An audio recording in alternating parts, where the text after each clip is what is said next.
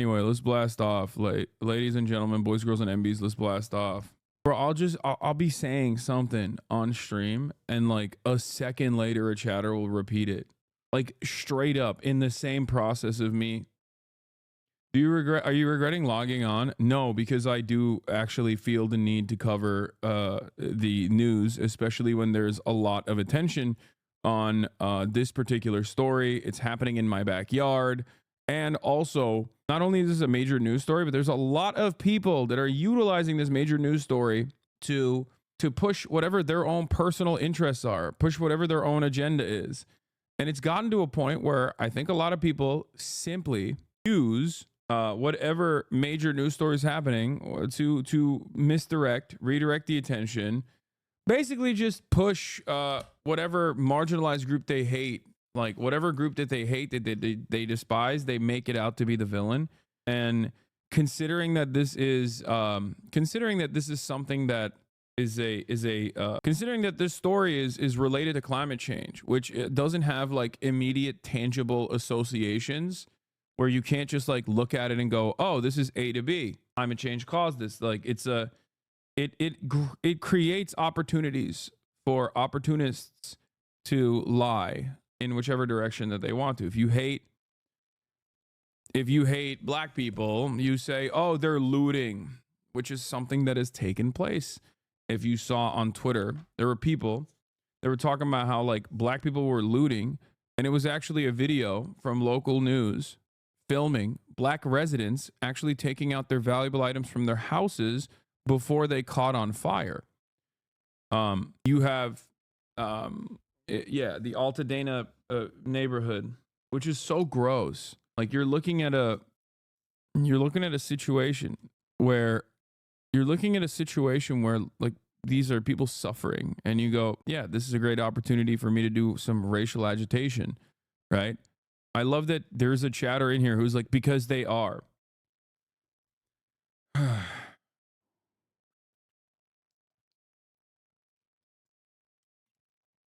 If you are angry and resentful about the existence of gay people, you look at the situation and say, oh, well, the fire department chief is actually a lesbian. So the reason why this is happening is because of DEI. If you hate the Democratic Party, you say, oh, it's Karen Bass who like personally lit the fires, basically. It's just, sometimes it's a combination of a lot of different factors. But of course, as is the case always, many of the factors that the Republicans point to are ridiculous. And some of the factors that liberal treatlerites point to are also ridiculous. And I will cover all of them extensively. But I digress. This is it. This is the blast off tweet. You were wearing a sports jacket while driving into a fire. Cancel this, man.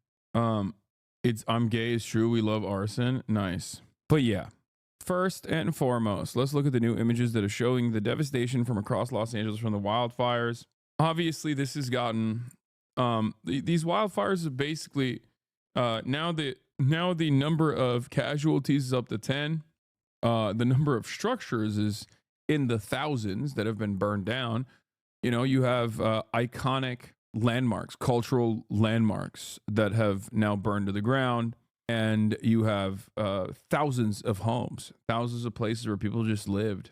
They're gone, right? 10,000 structures at this point. It's one of the most devastating wildfires. Will have the costliest economic penalty. And there are obviously some mitigation factors that were not implemented. But overall, everyone is trying to point the finger of blame at whatever they see is the real responsible party. So let's take a look at these new images and we'll talk about it. What landmarks? I've only heard of houses. Yeah. One of the houses in Altadena is one that my mom actually used in her dissertation that has a famous Orientalist interior architecture. It burned down. I think there was a couple different, like you got libraries and stuff that were burned down. The Pasadena Library, or not Pasadena, Pacific Palisades Library burned down. Yeah. Here, the Newsweek has a full list of his iconic landmarks destroyed in LA by the California fires. The Bunny Museum, Andrew McNally House is the house I'm talking about, which is so sad.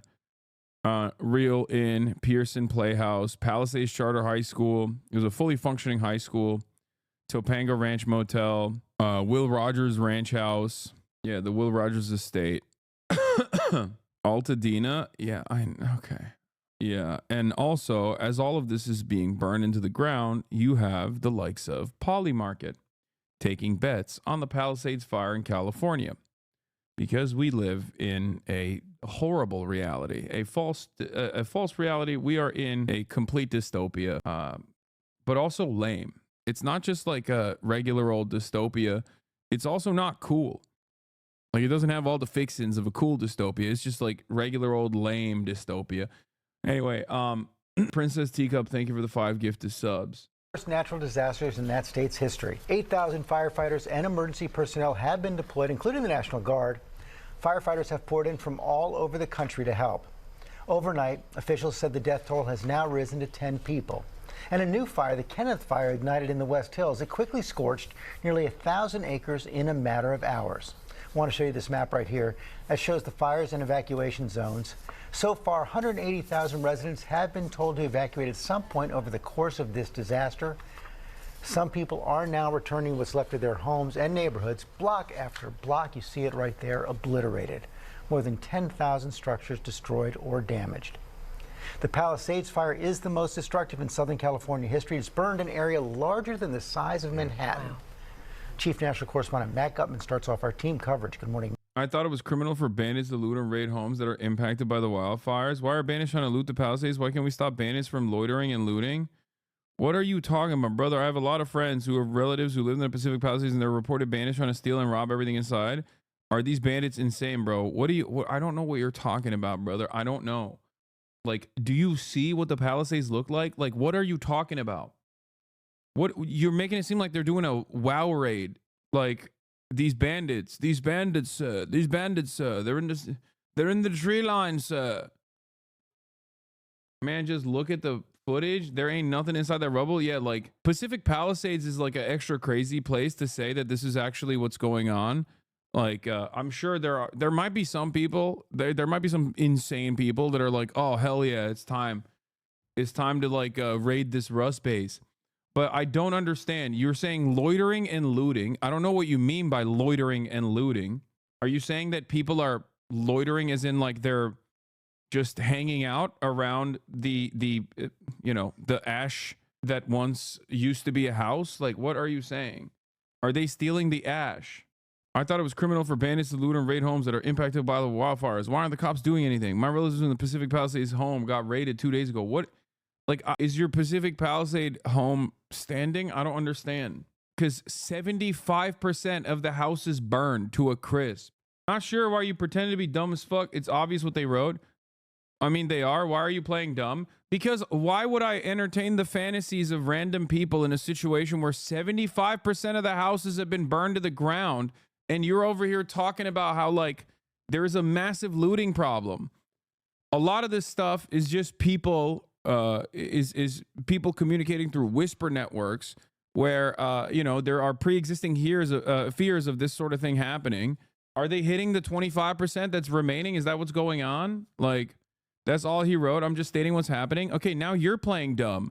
I understand what that person is saying, and I'm addressing that the likelihood of this becoming like a major problem is fairly low. People forget that 18 million people live in Los Angeles. And if you're arresting, like, let's say you arrested 20 people in a city like Los Angeles, where there's like 18 million people, you arrested 20 people, at least 10 of them were just hanging around in an area where they shouldn't be and they were suspicious. And then the other 10 were actually, what? How about Hunter Biden's house burned down? What are you saying? I don't care about the Hunter Biden's house burning down. What? Why do you care? What? How about Hunter Biden's house burned down? How come? You think that burned down for like a secret reason? You think Joe Biden did it or something? Or are you insinuating that there was like a pedophile tunnel? And why am I entertaining this conversation? Take a week off, stupid. They talk about it like there's hundreds of people raiding the remaining homes. Yeah. Anyway, the point I'm trying to make is out of 18 million people, if they arrested like 10 people on suspicion of looting and like 10 people who were actually looting, I guess the remaining 25% of the homes that are standing in the Pacific Palisades, Do you understand how unimaginably minuscule this problem is, and it's being overextended as though it's like a ginormous problem? It's being deliberately talked about.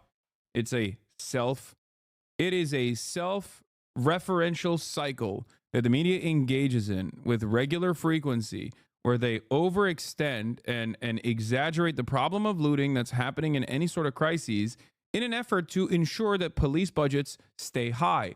Ironically enough, we can have a conversation right now about how high the police budgets are and how that actually works directly against the existing fire department budgets that need to go up in a place where there are wildfires, and the wildfires are going to continue to get worse and worse as a consequence of climate change. But many of you are so quick to hit that reactionary talking point to be like, what are the cops doing? There's looting happening all over the place. And without recognizing, unironically, playing along with the same incompetence of the Karen Bass administration that you want to criticize. It's crazy. Also, they don't have to talk about the insurance companies taking away fire protection. Yeah, there's so many more important things to discuss here. And there are people being like, yeah, the DEI lesbian fire chief, that's the reason why it happened. Or there's looting happening. Why aren't you talking about the looting? Why are you secretly hiding the looting? Like, as though it's a good thing. No, dude, it's not a good thing. Okay. And I'm not saying that it doesn't happen ever. Okay. But in a major city like this, having like one or two incidents such as this one, and then a whole bunch of suspicion is not necessarily the smartest way to go about it. That's it. Okay. I hope the Forest Service will be able to use these fires and how impossible it's been to contain them as a way to get funding. Equipment is aging. Wages have stagnated for the past decade, and they're struggling to hire anyone. I made more washing dishes at a hotel than being a hot shot. I work less hours and an infinitely easier job. I made more. It's disgusting how little wildland gets paid. PD steals so much money from the FD. I mean, wildland in particular is ridiculous. It is ridiculous. As far as I've seen, the like LAFD at least gets paid pretty decently, has a good pension. It's actually a very well sought after. It's a very well sought after position. The Los Angeles Fire Department jobs. They're hard to come by, incredibly competitive. You have to be in like peak physique. But as far as the wildfire firefighters at the federal level, it is ridiculous. It is genuinely shocking how little these federal employees get paid. Yeah, Cal Fire has like 3x the starting wage at USFS wildland fire fighters. It's crazy. Just saw TikTok stating that the West Hollywood fire was started on purpose. I don't know. Please never say just saw TikTok. It was $50K when Structure was making $70K easily. All the wildland people go to Structure after like 2 years. Yeah. It's crazy because, hey, guess what, dude? Wildfire, especially in a place like Los Angeles, has a tendency to turn into a structure fire. But yeah, this is correct. What a random person is saying is correct from what I've seen as well. Sometimes as low as $38K is what I saw in terms of the salaries. How insane is that? Are 40% of the firefighting force actually from prisons? No, 30% at its peak is from prison, yes. And they get paid $26 a day. Think about that. And some of them die. Anyway, it's just something to consider in terms of like what our spending priorities look like and how crazy it is. And also, I found out what the actual salaries are for daily for the private forces. There are private brigades, by the way. It's like a known secret. And I'll tell you how much they get paid. They get paid $7,000 a day. This is untenable. So if you're a firefighter from anywhere in the country, as far as I understand, and as long as you have your certifications, and then for Los Angeles, you need to get like EMT as well. Do the private brigades have their own private water source? I don't believe they do. So that one tweet about a private firefighting service is real? Yeah, it is a real thing. I covered it extensively when Kanye West hired one for Calabasas a couple years back. But yes, they are a real thing. Do you think that the insane power that developers have in LA will be affected here? It is clear to me that some of the devastation of the properties are due to deregulation of building code, particularly related to wildfires. Yes, that's also a massive part of the puzzle as well. Yeah. If you're finding yourself in the throes of reactionary looting law and order narratives in the midst of this like unimaginably devastating wildfire, okay, remember that you are doing the bidding of these guys who personally think that it's important to consistently keep paying cops more and more, keep expanding their budgets, and sometimes that those budgets are directly at odds with other budgets. Okay, let's keep going. Matt. Yeah. Hey, George, I want you to see behind me there is a house that is now fully engulfed. We are still... What is this? Saw something about how their companies are already trying to buy up some of the land burnt homes. Not sure if it's true or not. Of course it's true. It always happens after every fire. It happened after Lahaina. If you recall, there are always opportunists that try to buy low in the immediate aftermath, knowing full well that there are always going to be, even in a place like the Pacific Palisades, there are always going to be people who simply have, they don't have enough money. They can't wait for the insurance payout. They have to, they have to sit in their rental property that the insurance is paying for, that the insurance is subsidizing. And they see an opportunity. They see an opportunity for that land to go away. And they're like, okay, this is it. I need it. I'm desperate. There are always vulturous people that take advantage of these situations. The other thing that a lot of people do is also put out incredibly high rental properties. They've already started popping up in the Mar Vista area, in the Santa Monica adjacent neighborhoods, where single family homes that used to be rented out for 15 grand a month. These are pretty large single family homes, just understand, similar to what you're seeing in like the Pacific Palisade area. Now they have doubled the rent. Yeah. There are single family homes that are going for like 10 grand a month to 15 grand a month. Now they are on the market. They are on the market for 30 grand. 30 grand. 15K a month is crazy. That's so cute that you guys are so oblivious to Los Angeles real estate, Los Angeles housing market. Yes, dude. Yes. Single family homes in Los Angeles in the rental market are like 15 grand a month, 10 grand a month. Yes. Like, why do you think the house I live in that every single person that has visited has said is like a normal house? And I couldn't understand why there was so much hubbub around it. Why do you think it was 2.7 when I purchased it? Because the LA housing market is bricked, okay? It is so broken. Jamie Lee Curtis comparing the LA wildfires to Gaza just shows the detached view of the reality of these celebrity champagne socialists. Why is has Jamie Lee Curtis ever said she's a socialist? What are you talking about? No, she's just an out-of-touch Hollywood actress who quite literally posted a photo of Gaza famously in the beginning and said, look at this is what Israel looks like right now. And then everybody was like, Jamie Lee Curtis, that's Gaza. You posted Gaza and while defending Israel. Who do you think is doing that to Gaza? It's Israel. And she just deleted that post and then never said anything about it ever again. It's crazy. It's crazy to me. Anyway, it's funny to think that it's like, socialism here, though. Still seeing homes burst into flames here days after the initial fire passed through. Fire crew just arrived here for the first time. We were here just before them. They are aware of this. They are trying to pounce on each one of these fires as quickly as possible, because I want you to see, I don't know if you can, maybe we'll keep pulling up a little bit, and I'll have Juan, our cameraman, and our second camera, Will, here show you the embers shooting up in the air. That is a concern. Those embers get fired up, cast downrange, hundreds of yards, and with a strong wind, even miles downrange, and they start new fires. Now, we're going to keep going down here, because we talk about these numbers and you see some of those fires up close, but you can't get a sense of the scale of what 10,000 structures destroyed in both of those fires, Eaton and here Palisades fire, looks like, what 10 fatalities seems like when we talk about whole neighborhoods until you see it on the ground. And the only way to really see it is drive through to see those naked chimneys with nothing around them. The playthings and toys of children just completely disintegrated here. And this goes on block after block on both sides of the street. Nah, bro, I see a lot of opportunity to loot, man. I look at this and I think to myself, well, time to loot.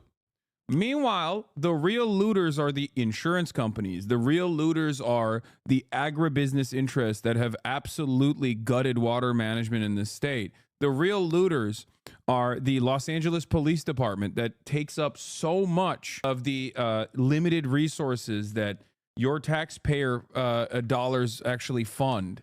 And you're over here thinking about, like, you're fantasizing about like a random scary Guatemalan guy looting the ash out of this house that is like eviscerated, not realizing that that in and of itself is actually a continuation of the same structure. Okay, that right there, when you talk about looters and how devastating and how scary it is, acting like this is a ginormous problem. And I'm not saying that there isn't a single person that is, tried to use this as an opportunity to steal. But if you consider the situation, if you consider the 18 million, if you consider the tens of thousands of structures that have been destroyed, and you think to yourself that, oh, there's like some serious looting happening. As far as the eye can see. This morning, those new harrowing images revealing the scale of the damage in Los Angeles. I don't know how we're going to come back from this. I don't even know where to start. Across the county, more than 10,000 structures destroyed, and overnight the number of fatalities jumping to 10. Mars would be more habitable than this place right now, so it's crazy. There's absolutely nothing. Once densely packed neighborhoods, now smoky wastelands. Pacific Palisades, right now, could just be taken off the map. There is no Pacific Palisades. But trickling back into this hellscape were families hoping to salvage an heirloom or a memento. That is the living room. That's the front entrance. This is for everybody. Beyond that, there was a bedroom. In the rubble of a condo building in Pacific Palisades, we meet Gail and Mario. Is this your safe? I wanted to get to it before the looters got to it. Gail fled with just her nurse scrubs, a phone. Wanted to get to it before the looters got to it is crazy. Like, everyone's brains are broken, dude. Like, everyone's brains are broken. I swear to God. And little else. The documents, passport, things like that Nothing. are somewhere here. Yeah. Everything. The widow hoping her wedding ring had survived this inferno. Wow. Mario pushed the safe off the building, then cracked it open. And for a moment, Gail held her breath. These your rings? There it was, still glittering. Very cool. Quickly, police on the hunt for looters came to investigate. How major of a concern is looting here? Oh, it's huge. It's huge. And then you. Dude, that's crazy. Of course the cops are going to say that. Oh my God, I'm losing my mind. Dude, that is... Oh, it's so funny because under any other circumstance, you would recognize exactly what's going on here. You know what I mean? But when it comes to like reactionary propaganda, the media totally is like, yeah, you're right. This is a huge deal. This is a serious, ginormous problem. That's why you need all the budgets, actually. I'm so glad that you got all the budgets. Okay, it's a tacit endorsement of the ridiculous funding structure that exists in Los Angeles. Okay, it is a way to basically say, fear not. It's not the LAFD that deserves more of those funds. It's actually the cops, because they're stopping the scary looters. Remember, they're stopping the scary looters. There's a lot of income inequality here. Okay, there's a lot of poors out here. Maybe the poor started the fire. You never know. Maybe they just hate it. Maybe they just hate the rich. That's why they started the fire. Please, no matter what you do not look at the situation directly in front of you. Do not look at the mismanagement of funds. Do not look at the mismanagement of resources. Do not look at climate change being an accelerant in all of this.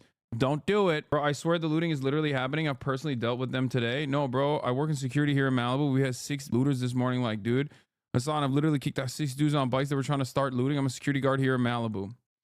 Okay, once again, I'm not saying that there is no looting happening, okay? I'm talking about how much people are hyper-focusing. Also, dudes looting on a bike, like, no, they're not looting. They're just messing around. You know what I mean? Like, they're being annoying. Some of them might actually want to steal shit. Your job is to basically make sure that they're not anywhere near you or anywhere near the property you're supposed to be guarding. Ugh, okay, if you say so, King. I'm not saying let him on the property, dog. I don't know what's so hard to understand. Once again, there are 18 million people living in Los Angeles, okay? Like, are there going to be opportunists? Of course there are, okay? Just like I'm not discounting the notion. Just like I'm not discounting the notion that it could have been arson, at least for one of these fires. Oh, my God. My point is, we have this bias often, okay? We have this bias where, like, we get primed into thinking that anything and everything that we see might actually be in line with the preconceived notions that we have of society. Calling them opportunists is so dark. I don't know what else to call them. They are taking advantage of a situation that of a crisis if they are actually trying to steal stuff. The point I'm trying to make is that it is marginal, okay? It is marginal. But the reason why you hear about it nonstop is for a nefarious purpose. The reason why that's the only thing you hear about, and then that actually shapes the way that you see what's going on in your own backyard, that causes you to think every single person that you don't really recognize might be a looter, is because there is a scary, insidious, propagandistic purpose to constantly thinking about looters in the aftermath of natural disasters, so that you never question why the cops get more money year over year and why the fire department doesn't have that same unlimited budget. That's it. And people refuse to understand it. They'll come in here and they'll be like, oh, looters though. It's like, I get it. Okay. I'm not saying that they don't exist, but the real reason why they're hyper focusing on this narrative is because twofold. One, if it bleeds, it leads. It's great clickbait. And two, it's a way to constantly make you afraid that there are a tremendous number of villainous figures that are poorer than you, that want to do horrible violence to you all day, every day. And that's precisely the reason why you need cops. That's precisely the reason why you need multiple billions of dollars, more tanks for the cops. You have $1 million homes all intact, rows and rows of them. And there's really no way to police this area effectively right now. At least 20 people have been arrested for looting and checkpoints. Hasanabi, it's a huge problem. 6 looters, bro. Chatter told them to leave, and then guess what happened? They left. Stop downplaying this real serious business. True. My bad. So right now, that young man on... We do need cops, though. We don't need to sub anymore since you don't run ads. Can you address that? Yeah, I can. You don't need to subscribe anymore, but you can if you would like to. If you'd like to do so at the top of the hour, nonetheless. Even though there are no more ads, I don't run ads any longer. I can in the future. Maybe you'll be able to avoid them in the future. Why does the media run with that narrative? I 100% agree with. I'm just confused about the media's angle because it's more entertaining and interesting. Just as it is more entertaining and interesting to talk about Paris Hilton's house being burned down in Malibu than it is to talk about the black middle-class family in Altadena losing their nest egg and everything that they worked their entire lives for. And that's precisely the reason why people look at the situation and go, oh, it's all rich assholes who lost their 8th house. I don't care. Fuck them. That's the whole point.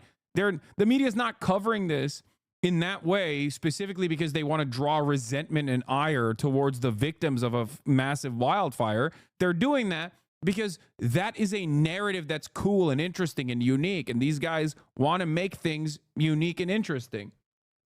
Okay, that's it.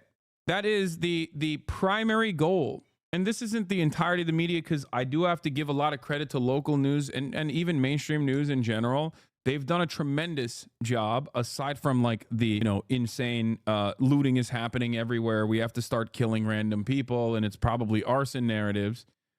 They've done a tremendous job, accurately and in real time giving you information that you need. This is one of those moments where you have to remember, like, this is why local media matters, okay? This is why local news is incredibly important. Think about it. Think about what you see on Twitter. Think about your Twitter timeline, how malleable it is and how silly it is that you have to scour through basically multiple scrolls worth of scrolls worth of your timeline on Twitter to arrive at like accurate information in real time, as opposed to local news. Okay, as opposed to mainstream outlets that are in real time offering you real time coverage about what's going on. Zylex, by the way, thank you for the 50 big ones. Sorry, I didn't get to address that, but thank you for the 50 gifted subs. Allowing 50 people to no longer see the ads at the top of the hour. Follow your streams daily because you talk the most sense. I just figured I'd let you know what I had to deal with. I can go fuck myself though, chat. Okay, don't get mad. And chatters, don't be annoying. Okay, don't be annoying to the guy. He's just giving us his own perspective. The looting fear is just so overblown. The cops need to set up a perimeter anyway, since most of the area is still dangerous. Yeah, that's the other thing. Like there is a role for police here. There is a role for police, as I pointed out when the fires were happening. They're there to redirect traffic and ensure people can't get into these areas. Okay, they're there to make sure that everyone can evacuate safely. They're there to ensure that people can't go back to their houses by force if necessary, to stop them by force if necessary. Because when you allow random people to go in through the cordon that you the area that you cordon off, you're creating a worse situation for emergency services. You are now a potential victim that needs to be saved. You have a car that is potentially blocking the emergency services that might need to use that route. So cops actually do play an important role here. They just don't really do that important role. It's not about stopping the looters. There are plenty of places where the police force play a important role in crisis management in times like this. The issue, however, is that they rarely do the job that they're supposed to. And then they just sit around and talk about looters all day and about arson and about homeless people potentially like lighting these fires or whatever. The motorbike is being pushed away by the officer. He sort of blew through this checkpoint here, and immediately they pounced and chased him. Susan Campick, Tracy, and Madeline Dam among the dozens who walked here in the hopes of being escorted back. So I don't get it. So do we have any updates? Is the guy in the motorcycle actually, do we know that he was a looter? Do we know that that was his goal? Or was he just an interested party that wanted to see what was up? Or maybe even someone who lives there and wanted to go back home? No, he was driving a motorcycle. So the automatic assumption is that he is a looter.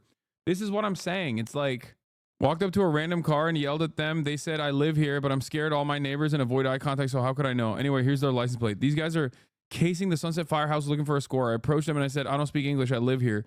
He doesn't live here. They're professional looting rings, operate an organized entity. That is insane. That is insane. I'm losing it, dude.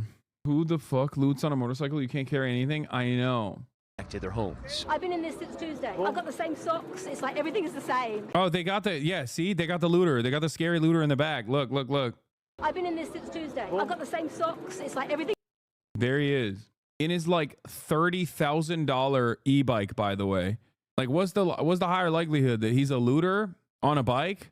Or not 30,000. I think these are like 10 grand or something. The Segways are crazy. The new Segways are like 35 grand. The electric bikes. Maybe he just looted the bike too. It's like everything is the same. It's almost like at this stage of my life, when I thought I was at the end of the marathon, I'm at the beginning of a new marathon. And we have to create everything from scratch. They got the call, jumped in the car, and off they went. Just a few minutes later, it's apocalyptic. It's like someone's dropped a bomb. There's cars burnt out. There's ash everywhere. We were thinking it was going to be bad, but I think we both had no idea how bad it was. Like so many grappling with the loss of almost everything. If I could only have found one thing, this was it. It's the bell that we have at the front of the house, and it came. Like, look at this, dude. Look at, like, what are they gonna loot from this house? Look at the conditions of the house, dude. The bell outside the house looks like that. What are you gonna loot from that house, Chatter? My husband's childhood home in Somerset, England, and it's damaged, but it's alive. These satellite images showing the immense size and scope of the death. Like, yeah, opportunity, baby. I can't wait to loot the ashes. Devastation. You're completely out of touch on this. Looters are an issue, though. I don't know if you're genuinely trolling right now or trying to push a narrative and an agenda. You're completely out of touch on this. No, I'm not completely out of touch on this. I'm stating that while there are opportunists in times like this, the media greatly overemphasizes the danger of looting in a situation where what is there to even loot in the Pacific Palisades? 75% of all standing structures have melted. Okay, 75%.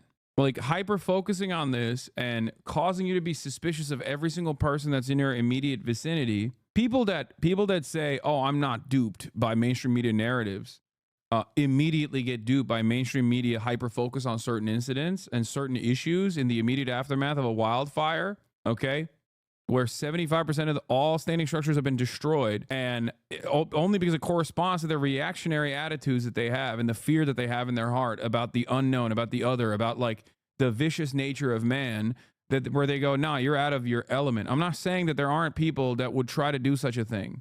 Okay, I'm not saying that at all. I'm saying that people are greatly overemphasizing this aspect. Where there were once sprawling communities, now a wasteland surrounded by areas splattered in red fire retardant. This picturesque coastline obliterated. Haze. That's the other part of this, okay? Yeah. You know what's crazy about the looting in this situation? They're gonna get cancer, dog. If they go into the flame retardant sprayed houses, Okay, that's an incredibly cancerous material.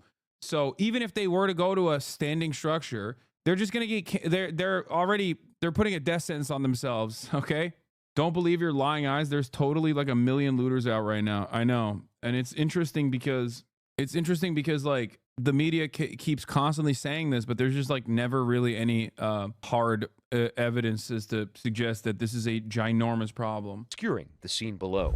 Flag. And there, that tattered flag covered in soot, waving at half-mast among the debris. Of course, the greatest loss, I have to pee. Human lives. The New York Times reporting 82-year-old Rodney Nickerson and retired pharmacy technician Erlene Kelly were among the dead. And 66-year-old Victor Shaw. And I opened the front door and I just yelled in, "Victor, we got to get out. This is it. We have to get out. The fire's here." And I didn't hear him say anything. I heard him say nothing. So I ran to the car and I just got out. I just got out. And I went down the street and there was a police car and I flagged him. And I said, "My brother's in the house. I need help." And he told me to get out. He said, "Go." His family later finding his body with a garden hose in his hand. And I couldn't be here. I couldn't be here to save him. I couldn't be here. That's what hurts the most. So we've now driven onto Sunset Boulevard, the iconic main thoroughfare in the Palisades, and you can see this is the downtown business district. It's obliterated. This goes on block after block. Now, the LAPD tells me they're going to be going through these neighborhoods. They believe there are more fatalities here. Firefighters say it's going to be weeks before they finish mopping things up and days before people can actually come back home. Now, this is Fire Station 69, one of the few buildings here still intact. Those firefighters putting up a massively valiant fight for so many days, but with those red flag warnings ahead, much more work for them left to do here. Michael. Well, hard thoughts are definitely with everyone there. We're going to turn now to the Eaton fire. That's another big one around here, and it is still burning out of control. 0% contained northeast of LA. This is the area around Pasadena, and as I say, no containment at this hour, 0%. Chris Van Cleve is in what's left of Altadena. Hard hit it was. Chris, good morning. Have you ever considered that I'm just racist? Stop making me defend this position. People looked at me weird if I said DEI, so I just have to adjust my wording for each made-up crisis in my head.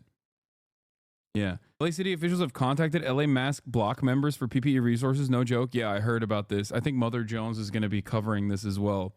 They literally, after potentially considering a statewide or a citywide mask ban, the LA municipality reached out to like a disability activist group to get some masks. It's crazy. Yeah, they tried to do mask bans, and now they want them for from predominantly disabled to POC people doing mutual aid to a fundraiser for that. PPE just straight up bought it out of pocket. I mean, I don't mind like a predominantly POC disability activist like giving whatever they have to the city. It's not like an unreasonable request. It is unreasonable because it exists. Like it is unreasonable that like this need exists. Okay? Like they should have masks. How do you not have masks? How do you not have respirators? Like it makes no sense. It's like, it's crazy because it's a city with 18 million people. Okay? California as a state is like the 4th largest economy on the planet. Tony, fire trucks are stationed all over Altadena. There are 2 poised about half a block from us right now. Is there still a lot of concerns about wind and hot spots? Smoke is hanging like the sense of loss over this community as people come home and find scenes like this. Now into its 4th day, the Eaton fire's devastating path leaves behind only scars of what remained before. At least 5 people are dead. Someone on Twitter is being in my reply saying climate change didn't cause these fires. Instead, it was white colonialist hubris. I know indigenous groups and activists have been complaining about how indigenous populations used to do controlled burns back in the day in order to avoid some of the more devastating aspects of these wildfires. And there's some truth to that, except you know, it's I mean, there is some truth to it, from what I understand, but it's also environmental groups as well. I'll tell you this much, okay? Murat works with a lot of people that work for the BLM, okay? The Bureau of Land Management, that work in forestry, okay? And from what I understand, the people that they hate the most, the number one people that they hate the most are Republicans. The number 2 people that they hate closely after the Republicans are also some, not all, but some conservationists that approach all of these issues with a tendency where they approach a lot of these problems with an attitude where they're just like first and foremost predisposed with stopping certain things like prescribed burns from happening, that sometimes get in the way. I think it's just arson, to be honest. Sometimes get in the way of like doing forest management. There is some truth to that. They obviously hate the Republicans first and foremost because they're insane, but they are also personally, as far as I understand, sometimes annoyed by the conservationists as well, because sometimes they can be the friend who's too woke that gets in the way of proper forest maintenance. San Diego Zoo Ecology is here. He's spot on. Yeah. What materials are these houses made out of? If the fire police are still standing, why not make the whole thing out of bricks? Clueless Brit here. I truly have zero knowledge. Okay. The other part about the urban sprawl that exists in these places is that there are a lot of conservation, not conservation, but there are a lot of fire management stuff that you need to do year round that Los Angeles has done only sporadically. Part of that is due to the mismanagement. Part of that is due to lack of funding. Like if fuel is the most significant contributor to the, accelerated wildfires, then there's supposed to be, for example, some restrictions in terms of what kind of trees that you can have, where those trees can be, how close those trees can be to your house, for example, and consistent management of dry brush outside of your homes. The state and local municipalities are supposed to ensure that they have proper upkeep to make sure that there is all matter of like dry brush is kept clean and away from these houses. I'll give you another example. You're not supposed to put your car in your driveway when there is a wildfire happening. But a lot of people get scared and they don't know what to do, so they put their car in their driveway. Guess what? That's an accelerant. It's filled to the brim with gas. It's going to blow up your house. It's going to light on fire, and that fire is going to hit your house, and it's going to blow up your house as well. Okay? It's basically like putting a bomb in front of your house, like close to your house. Okay? This is another thing that people don't understand. That's why it's so crazy when, like, one of the funniest things that occurs in the aftermath of wildfires like this is people who just, like, don't simply understand certain things where they'll be like, why are the trees not on fire, but the cars were all on fire? This is confusing. It's like, dude, it's because trees have water in them. Like, that's, yeah, of course, a tree that has water in it, okay, is not going to engulf itself in flames, whereas a car that has oil, gas, and numerous other accelerants is going to light on fire. Every part of a car is flammable. EVs also burn terribly. I'm saying cars. That's why I did not say EVs don't burn. I said cars specifically. I'm not talking about the distinction between an internal combustion engine versus an EV battery. But like BLM still does a lot of controlled burns. There are like 30 plus controlled burns right now in the NorCal Tahoe areas according to Watch Duty. I just don't think LA expected a fire in the winter, but this hopefully will be a lesson for the future so there can be more controlled burns year round. That or arson, much smaller likelihood. Yeah, I'm just saying that there are instances where like conservationists will sometimes get in the way of proper forest management. I'm saying that it does exist. First and foremost, though, the number one problem always is coming from Republicans that want all the water to go to like agriculture, agribusiness, or rich neighborhoods or whatever the heck the current Republicans are yelling about right now. Including 82-year-old Rodney Nickerson. He said, Altadena's been through some stuff and I'm going to be all right. We didn't think that it was going to be this bad, so fast and so quick. I just cry. I just can't believe that it's happened. 66-year-old Victor Shaw also died in the fire.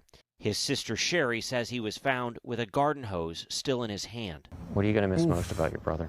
Well, he's family. It's, when you lose family, that's devastating. It's hard.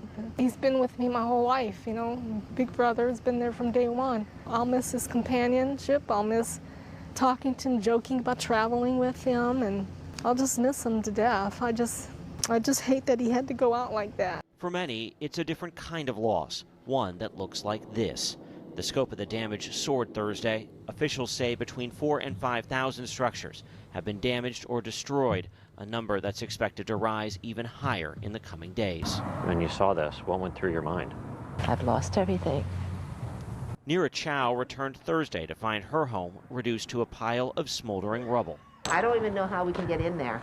As we helped her sift through the ashes, she made a discovery. Does that mean something to you? Oh my goodness, yes, of course. What does the church mean to you? The church means community, means God is good and faithful, that he will help us to rebuild. The National Guard is now on the streets with stepped-up police patrols because of those looting reports, many of them happening here in Altadena. We're also hearing residents going back to their homes and arming themselves to protect their belongings. It is just an enraging lack of human empathy that's been playing out here in Altadena, Tony. That's the word for it, Chris. Thank you very much. Appreciate it. At least 10 people, we're sorry to say, are now confirmed dead by the medical examiner. At this hour, 5 separate fires. 5 are still. Half the commentaries on the looters, yeah. Looting the ashes, dude. Look, looting footage. If you change the subtitles, it looks like looting to me. Yeah, look, as I said already, the real looting that occurred beforehand was the mismanagement of funds from city officials. The real looting that came beforehand was always and will continue to be from private equity. The looting that will come afterwards, the looting that came beforehand was the insurance industry saying we're no longer offering fire insurance in these areas after being on it for years and years. And the looting that will come in the aftermath of all of this will be private equity purchasing as many of these plots of land as possible. Okay? It's not a pivot. It's just the truth. But we don't have the same. It's not as interesting to cover the issue in that regard because it's nowhere near. It is unfortunately nowhere near as exciting as the prospect of scary poor people that are, engaging in predatory behavior. Half the accounts posting about looting aren't even in the United States of America. It's been fascinating to see the trajectory of the Israeli OSINT analysts over the past couple of years. They've gone from masquerading as objective news source while parroting pro-Israel disinformation to now just shamelessly engagement farming racist clickbait like this. Yeah, open source intel. Reports of lots of looting in Los Angeles right now. WTF. It's a KTLA 5 news coverage where it's residents evacuating their home and their friends are helping them move their possessions, as previously reported by KTLA 5. I'm Jay, originally from New York, now living in northern Israel. I report on world events, breaking news, and open source intelligence sharing, analysis, and commentary along the way. Check out the Gaza Most Wanted cards I created. Grab hoodies and merch here, zionmerch.com. They're just shit-slinging disinformation without even passing attempt at it appearing legitimate at all. Fact checks and communities notes have absolutely no effect. They just get their engagement and move on to the next bullshit post. But it works. It works because there is understandably a pre-existing fear of this sort of thing. Oh, there is understandably a pre-existing fear of this sort of thing. So a lot of people are, I think, just, kind of going off the whims. Anyway, the other aspect of this is also arson. A lot of people have said that this is like meth heads and tweakers that are just doing arson because they saw that there was a lot of wind and they wanted to blow up the city with the hopes that maybe they could steal, I guess. I don't know. They're they're always thinking 2 steps ahead, those tweakers.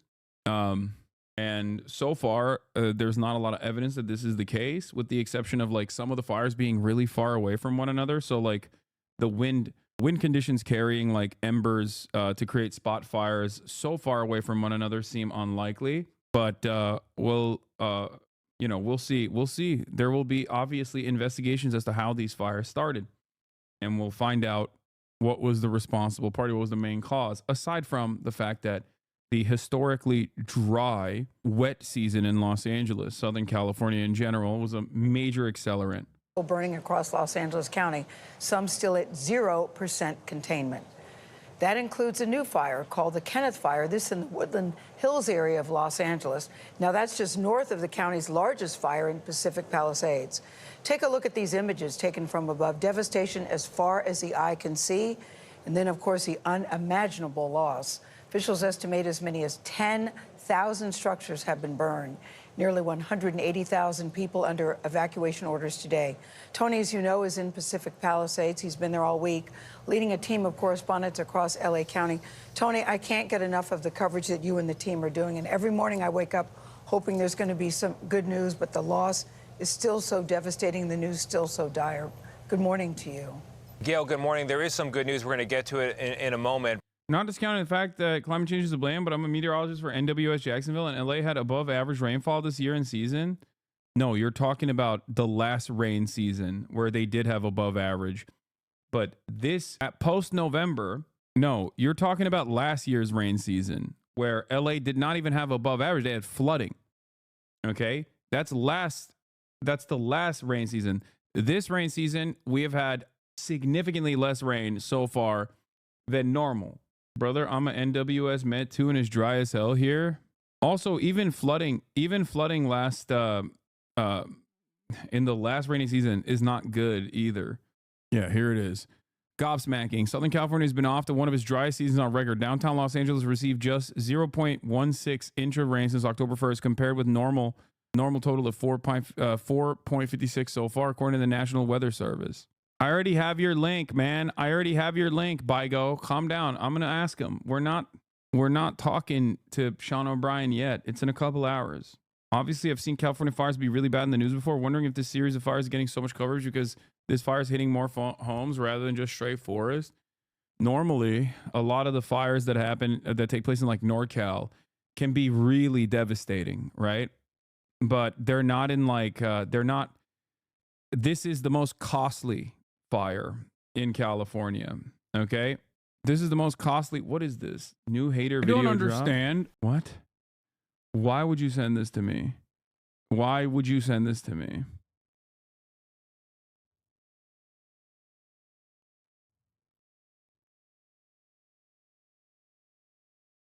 Take a week off, 40 month subscriber. It's got it's a 900 view hater video. 40 month subscriber. Is there a link between climate change and increasing in risk of severity of wildfire in California, including the still unfolding disaster? Yes. Is climate change the only factor at play? No, of course not. So what's really going on? There's rarely, if ever, a singular cause of complex disasters, so don't be fooled by disingenuous strawman binaries. I mean, this person is correct. For wildfire encroachment into high-risk areas, historical land management and climate all matter to contextually varying degrees. What is the primary link between climate change and wildfire, both in California specifically and more broadly globally? Vegetation moisture, and therefore its flammability, which includes propensity to ignition, combustion, intensity, rates of spread, etc. With climate change, we see warming, but also widespread increase in atmospheric thirstiness, i.e. evaporative demand, vapor pressure deficit. A warmer, thirstier atmosphere means potentially drier, more flammable vegetation. It's the fuel. It's what the firefighters call the fuel. Okay, dry brush. And less moist vegetation means easier to catch on fire.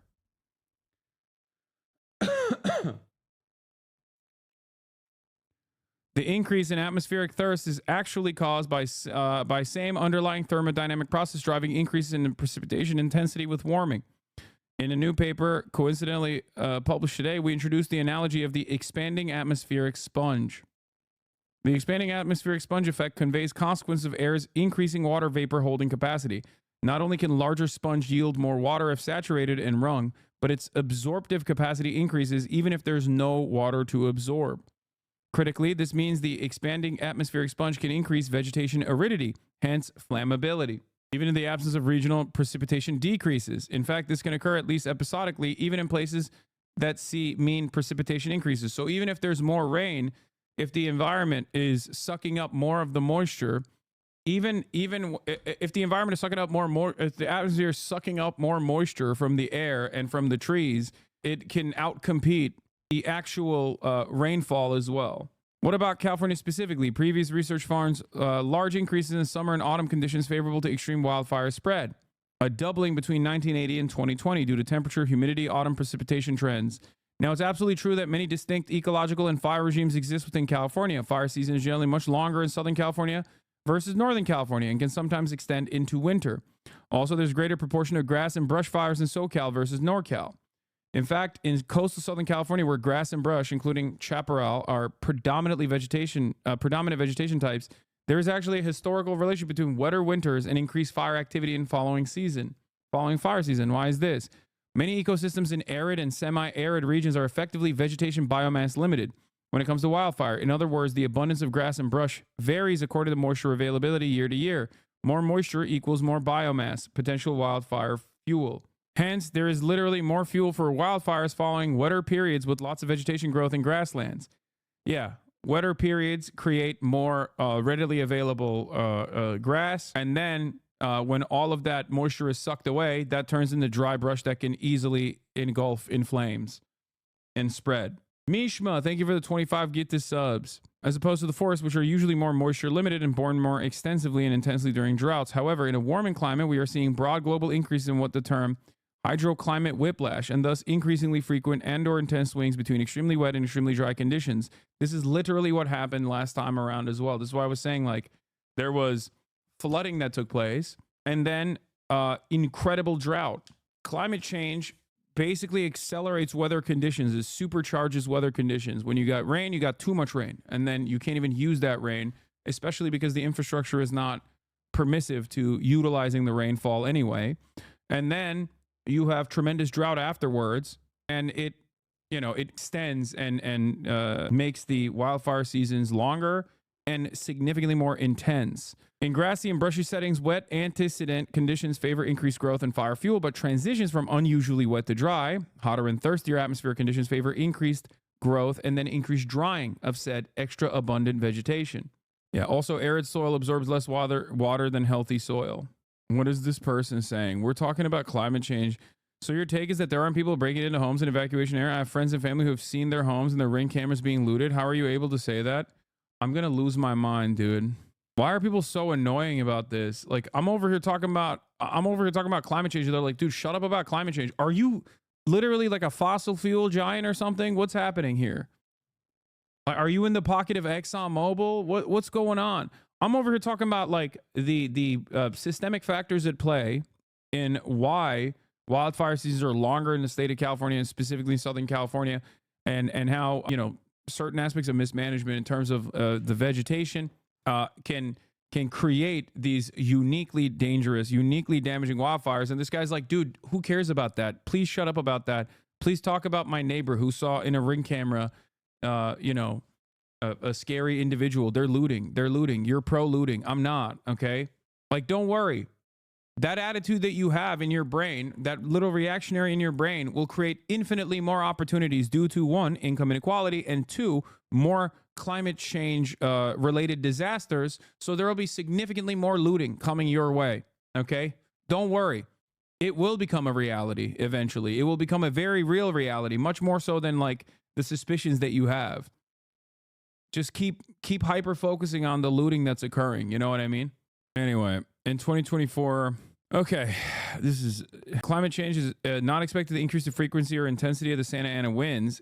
It may even decrease them eventually, though that would mainly occur in January, February at a high level of warming and be less relevant to fire risks versus the October to December period. However, that's not primarily what matters here. The main issue is the overlap between critically dry vegetation season and strong dry wind season due to decrease in autumn precipitation, increase in overall evaporative demand, and that overlap is expected to increase. TLDR, climate change, while certainly not only relevant factor, has indeed increased risk of extreme California wildfires. The main reason is increasing temperatures and atmospheric thirstiness, but increased precipitation, whiplash / seasonal shifts is also an emerging factor. That attitude, as you call it, is understandable given that it's happening as you speak. I hate having this conversation specifically around like issues that are emotionally charged, because one, like this is literally also happening in my backyard. It's ironic because it's not dissimilar to the extreme crime panic narratives that blew up all over the media. And people would be telling me about like the unlimited amount of crime that's taken place literally in my neighborhood. Like, dudes from Ohio would come into my chat and be like, dude, you're just stupid and lying about like the insane crime that's happening in your street, on your street. Literally, I am telling you right now, there is crime happening right in your neighborhood. And I was like, dude, you're insane. Please shut up. Okay. This doesn't mean that there isn't crime happening all the time. In big cities, in major cities especially, there's crime happening all the time, of course. Okay, just like I'm saying that I'm sure that there are opportunists that are trying to take advantage of the situation. The overemphasis on looting, on the other hand, coming from not even people that live there, but specifically people from outside looking in, with a network of individuals that have, told a friend of a friend of a friend that they saw on their Ring camera a suspicious figure that is like in and around their houses or whatever, turns into this ginormous story. It's funny because it's never stopped. This notion that like in the aftermath of wildfires or in the aftermath of like natural disasters, always looting panic, always and forever. It is after Katrina as well. Chris Kyle, America's Sniper, famously lied about shooting random survivors off the top of the Superdome. He sniped them, he said, in the aftermath of Hurricane Katrina. That's how crazy this stuff is. But in this part of the Palisades, while the fire has moved on, that means the memories are starting to pour in as people come home, and they come home to what you see behind me. Really, all that's left is memories. The owner of the house in front of us where we're standing told us about 60 years of family history right here, a 4th of July parade that used to go back and go by every single year, the orange trees by the door that his father loved so much. And you got to think that behind every burned down entryway, there is another story like that and another all the way up and down these blocks. This is one of more than 5,000 homes and businesses damaged just in the Palisades alone. And the fire, as you mentioned, it's still burning, still just 6% contained, according to fire officials. But some 8,000 firefighters are now on the job, on the ground and in the air, working to contain the flames. And President Biden says there's more help on the way, 400 additional firefighters en route, plus a promise from the federal government that they will cover the bill for all of these firefighting costs here for at least the next 6 months. Now, this is much later into the winter than is typical for fires here, but they do keep coming. And here we get to the good news. Firefighters are notching some victories. Overnight, they stopped much of that Kenneth fire you mentioned, the newest one to the northwest of here. And those evacuation orders in that area, they've actually been lifted. Good news indeed. But we go from heroes to potential villains. In Ventura County, officials say an arsonist may indeed be behind the blaze there. And in Los Angeles County, where we are, the fight against looters has stepped up. At least 20 people arrested so far, according to the sheriff. And there are growing questions this morning about whether all of this pain and this heartache, this devastation could have been. Once again, I think it's irresponsible for the media to immediately hit that line because for two reasons. One, these people are being arrested under suspicion. Okay. And as far as I understand, they've already said that there wasn't enough evidence to suggest that this person that they apprehended was actually an arsonist. So that is like, in my opinion, that's majorly irresponsible, especially in a moment where like you're supposed to exercise critical analysis. You're supposed to exercise critical thinking. You're not supposed to immediately lean onto these panic narratives.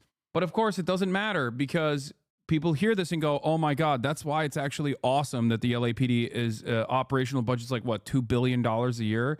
They deserve it because they're doing, this brilliant, brave work. That's it. You need to understand, arrests do not mean convictions. Arrests do not mean that people were looting and they got arrested while in the process of looting. That just means suspicion. Okay? We don't know. Maybe all 20 of them were looting, by the way. I'm not saying that they weren't, but understand why this narrative thrives. Okay? Understand why this narrative thrives. Been prevented. Jonathan Vigliotti, as you know, has been covering the Palisades fire since it started on Tuesday. And he brought some of those pressing questions to the mayor here, Karen Bass. Jonathan, good morning. And good morning to you, Tony. Critics say the mayor should have led by example and never should have left the country. She left for Africa on Saturday after those dire wind warnings were already issued. She returned back on Wednesday to scenes like this. Nearly 20,000 acres destroyed here in the Palisades, more than 5,000 structures like this condo leveled. Chilling aerial images from the Pacific Palisades speak of devastating loss. Since Tuesday, at least 70,000 people have been ordered to evacuate, including Malibu resident Alec Gellis, who took this dramatic video of his narrow escape.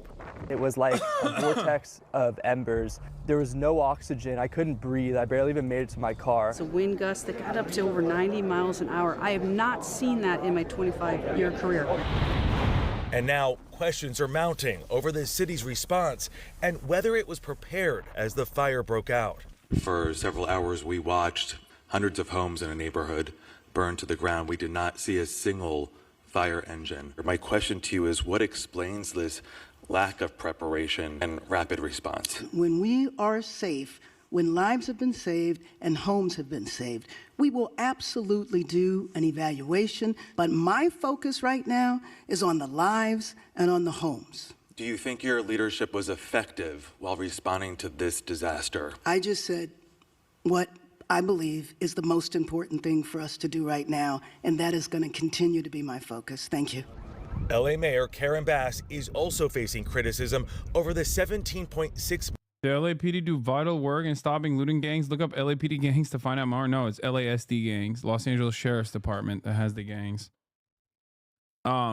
Yes, I will be talking about the Lake and Riley Act. Arrests do not mean convictions, I know, and I'm going to be talking about that as well. As America becomes even more and more reactionary, it's getting completely out of hand. $1 million reduction in the LA Fire Department's budget for 2025. Last month, LA Fire Chief Kristen Crowley warned that the cuts affect the ability to respond to large-scale emergencies such as wildfires. I had to make some tough decisions because of those budget cuts, and with that, we focused directly back on our core mission as a fire department. I think one of the important things that she also routinely mentions in the news right now is that everyone keeps talking about the $17 million. That number is marginal in comparison to the broader budgets, okay? But it's important to understand, because if they're getting $800 million total, that means they probably need $900 million total. As a matter of fact, I know that that's what their demand was originally, okay? And the fact that they're actually cutting the budget for the LAFD while simultaneously increasing the budget for the discretionary spending of the LAPD implies that while there is money in the bank, the places that they're using that money on or their priorities, their spending priorities are obviously in the direction of more policing. Okay? That is what is important to understand and address here. That's it. They are not spending the money on the fire department to ensure that the fire department can hire more people, to ensure that the fire department can continue to pay pensions out, to continue paying for all of the non-emergency workers that work within the LAFD structure. Okay? This is not hindsight. It's not hindsight as 2020. Okay? It's not. This is foresight. You want to know why it's foresight? Because you think the Los Angeles Fire Department did not actually make a big stink about their budget being cut? They did. Of course they did.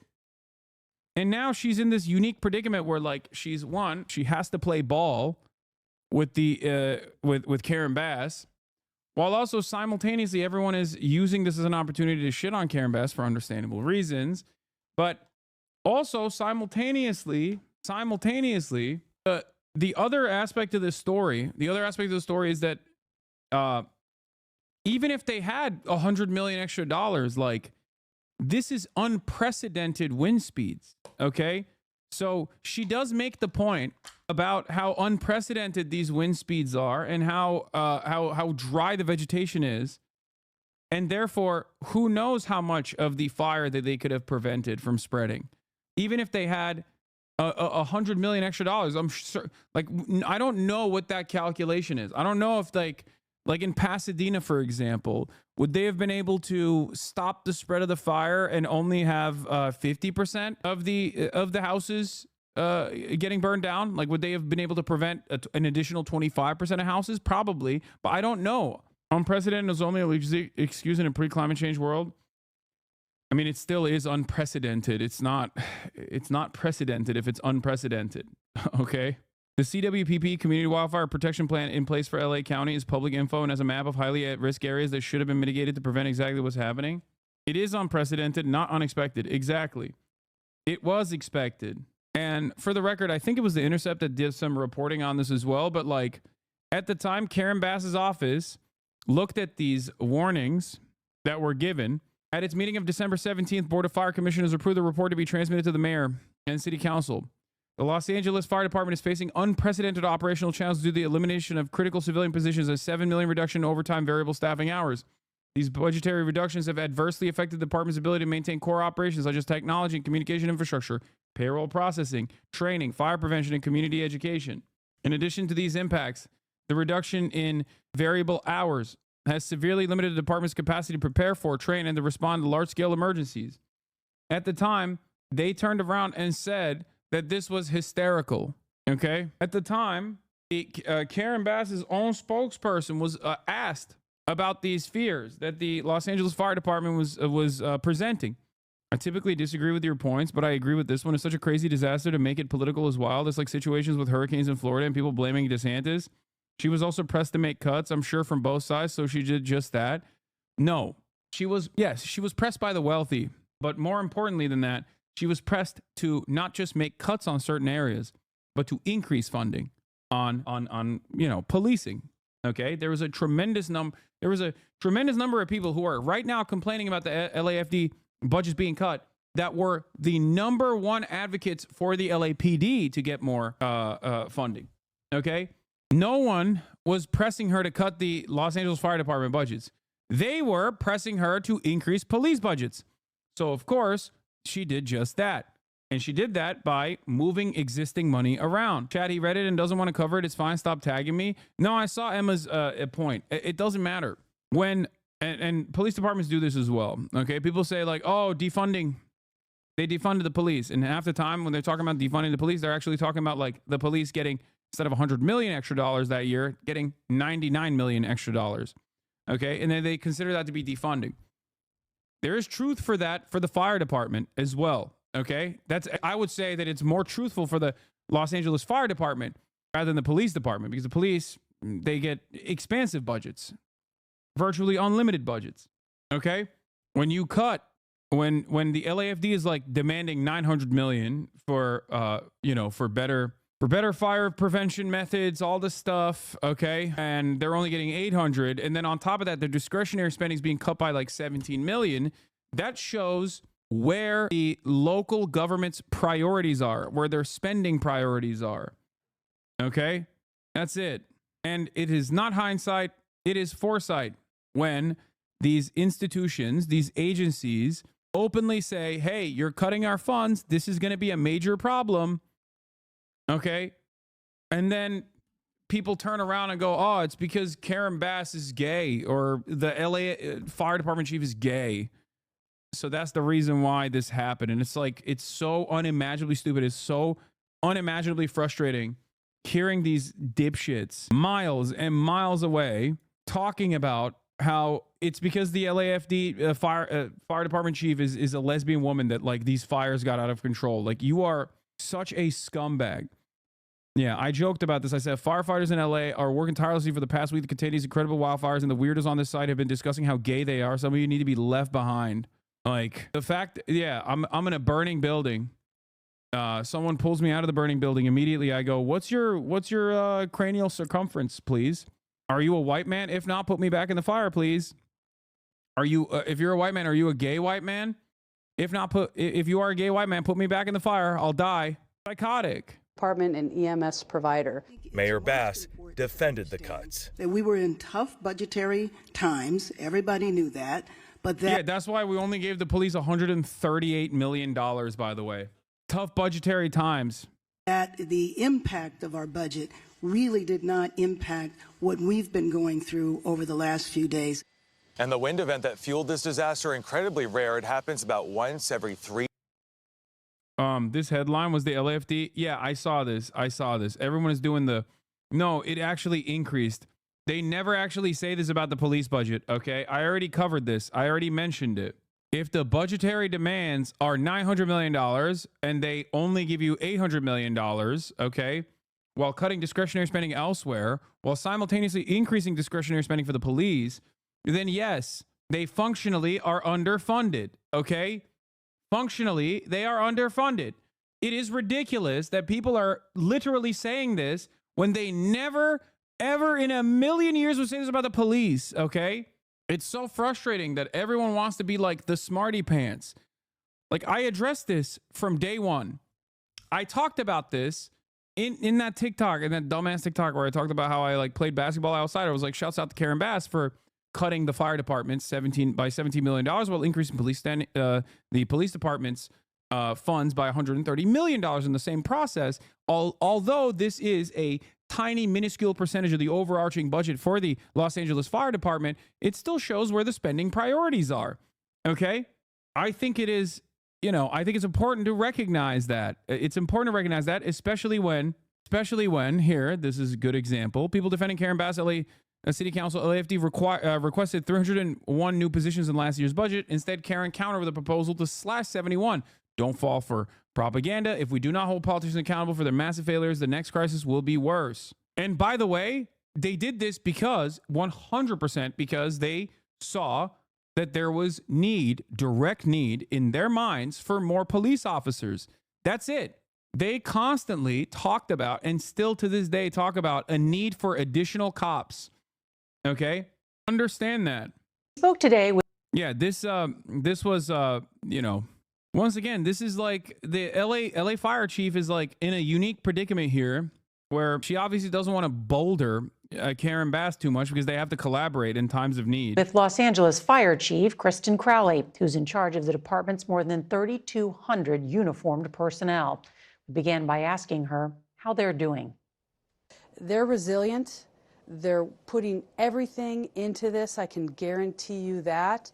I'm extremely proud of their dedication and commitment to this mission. They're doing everything in their power to save lives and protect property. I must ask you, because a lot of people are talking about the warning that you sent last month that the budget cuts have, quote, severely limited the department's capacity to prepare for, train for, and respond to large-scale emergencies, including wildfires. You sent that warning about these budget cuts. Was this preventable? I tell you, from the budget cut side of things, when there's a $17 million cut in our budget, operating costs, immediately from that point, I had to make some tough decisions. I looked at some other duties and responsibilities that we do as a fire department and had to focus right back on the training of our firefighters and also our ability to respond to the everyday fires and EMS. It's also a unique position because, again, because the fires are so expansive and everywhere at the same time, unless you have, firefighters, like every single citizen is also a trained firefighter, it's going to be quite difficult to combat all these fires. Like, there's always going to be larger problems that they cannot tackle. Okay? So understand, do you like this person or is she another government crony? Dude, she's the freaking fire chief, man. She's the Los Angeles Fire Department's fire chief. What do you mean government crony? Like, as far as government cronies goes, like, these are the people that you're supposed to defend unconditionally and vociferously, okay?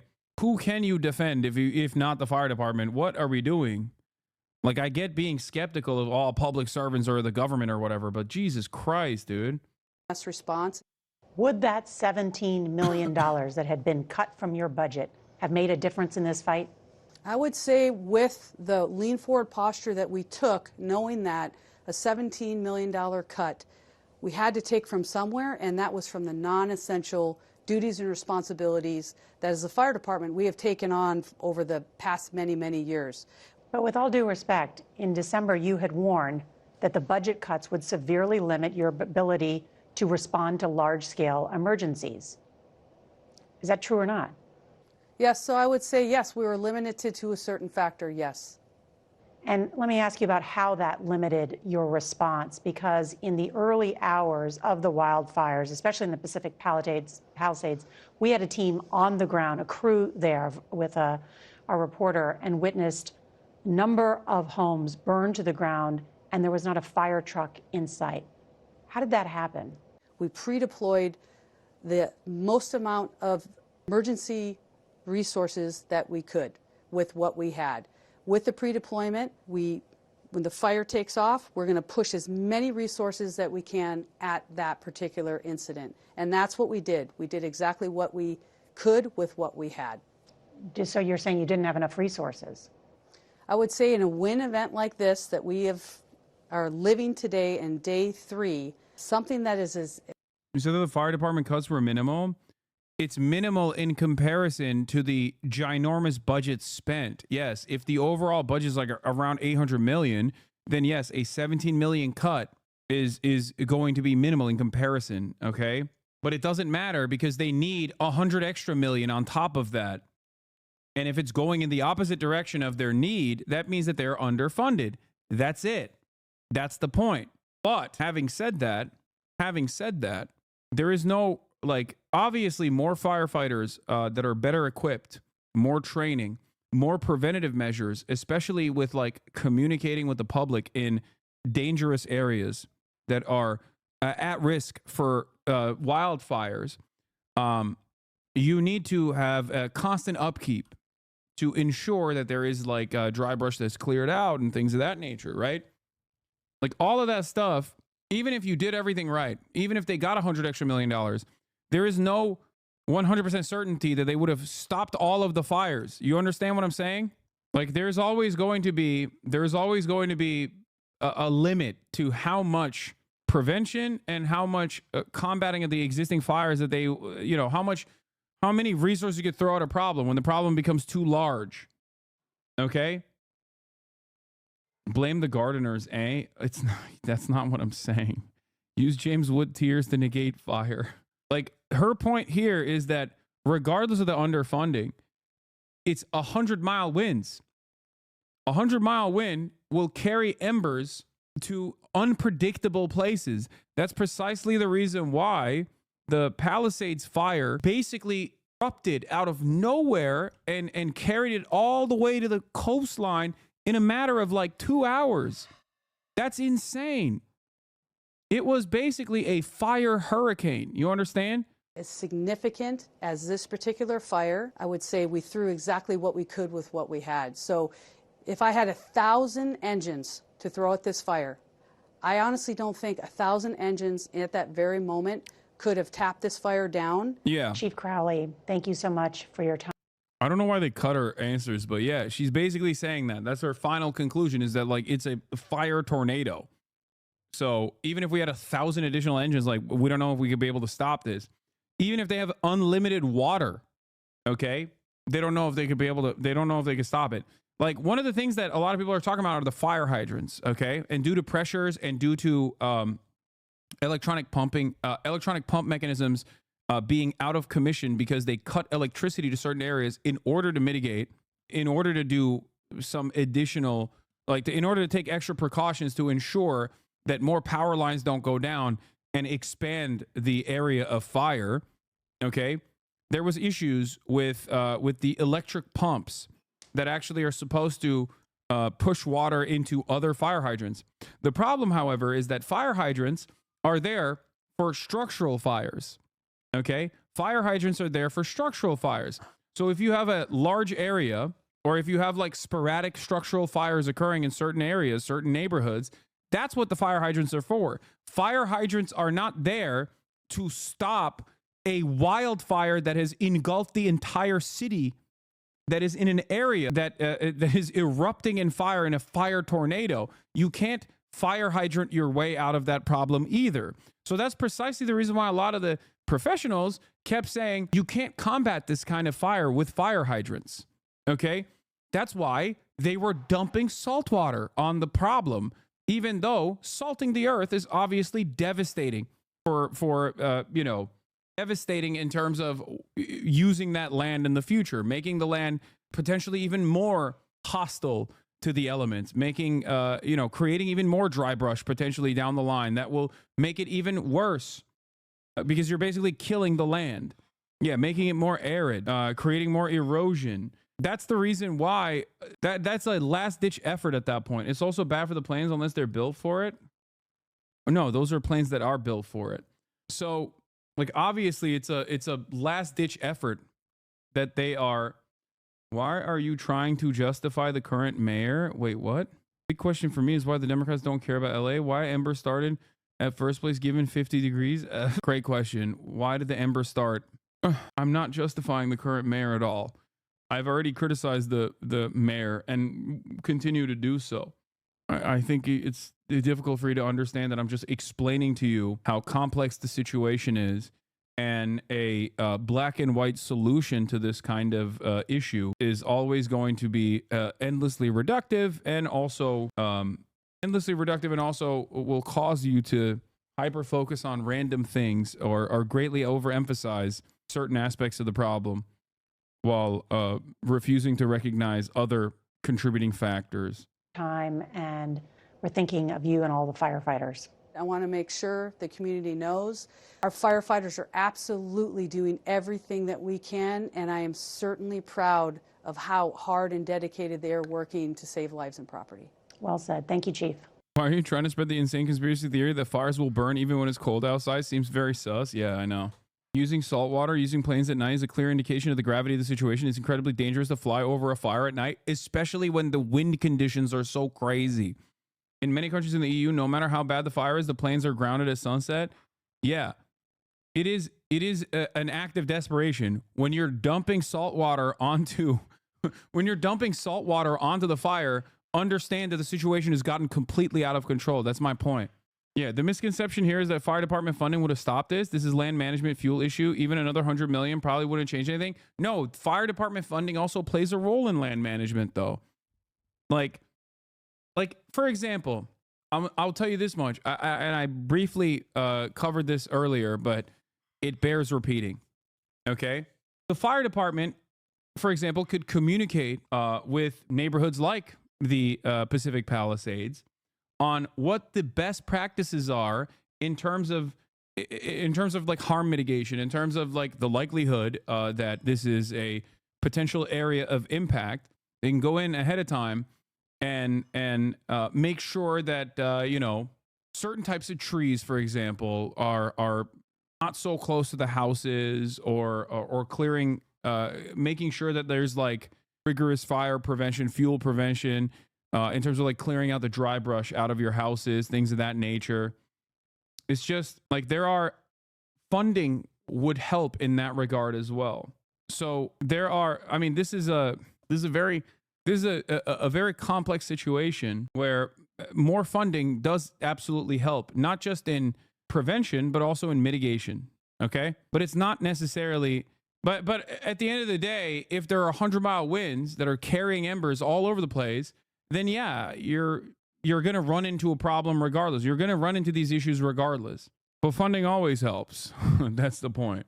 A resident who lives right by Eaton Canyon captured the moment the Eaton fire sparked right into the transmission tower on the east side of the canyon. We don't know yet. We do not know if this is the responsible party. I don't think that there's any reason to just speculate at this point. They will obviously conduct rigorous examination, rigorous investigations to figure out exactly what the source of the fire was initially.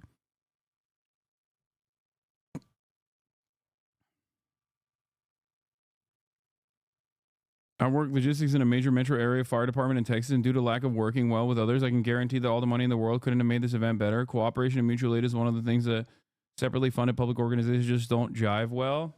My point is, when you have above ground wires with really old infrastructure, historically in the state of California, the highest likelihood is probably 100-mile winds pushing the above ground lines directly into the brush that is already directly into the vegetation that is overgrown, and most likely that is the most likely contributor to this to the spark initially. That's usually what it is.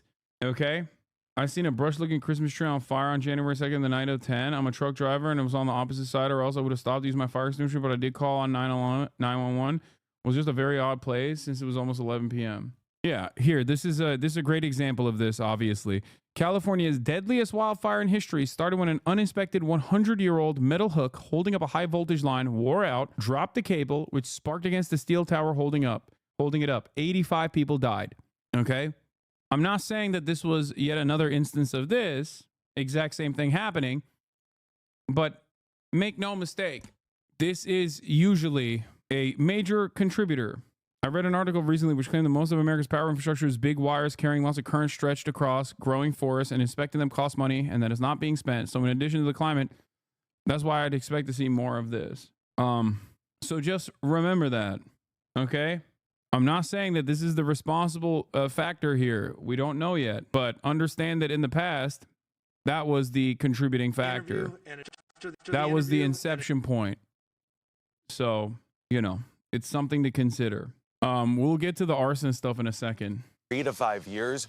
We have had 3 of them in the last 3 months. The good news, the wind is starting to calm down, aerial attacks taking place, but now there's a new threat. The FAA saying a super scooper was grounded after it hit a drone.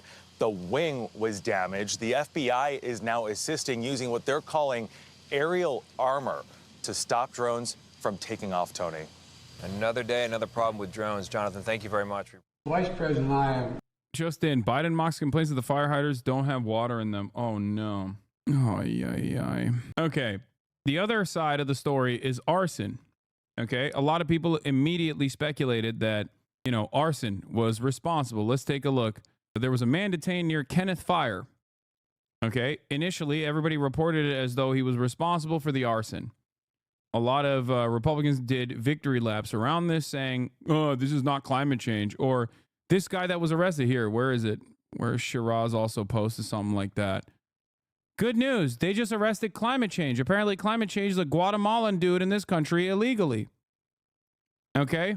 So let's take a look at what the authorities have actually said about it. All right. Good morning. On behalf of the Los Angeles Police Department, I just want to extend our deepest sympathies to all those affected by our fires.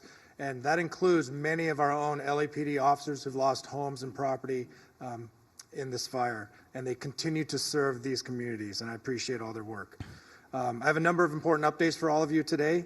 And I'm going to start by an arrest that was made late yesterday afternoon.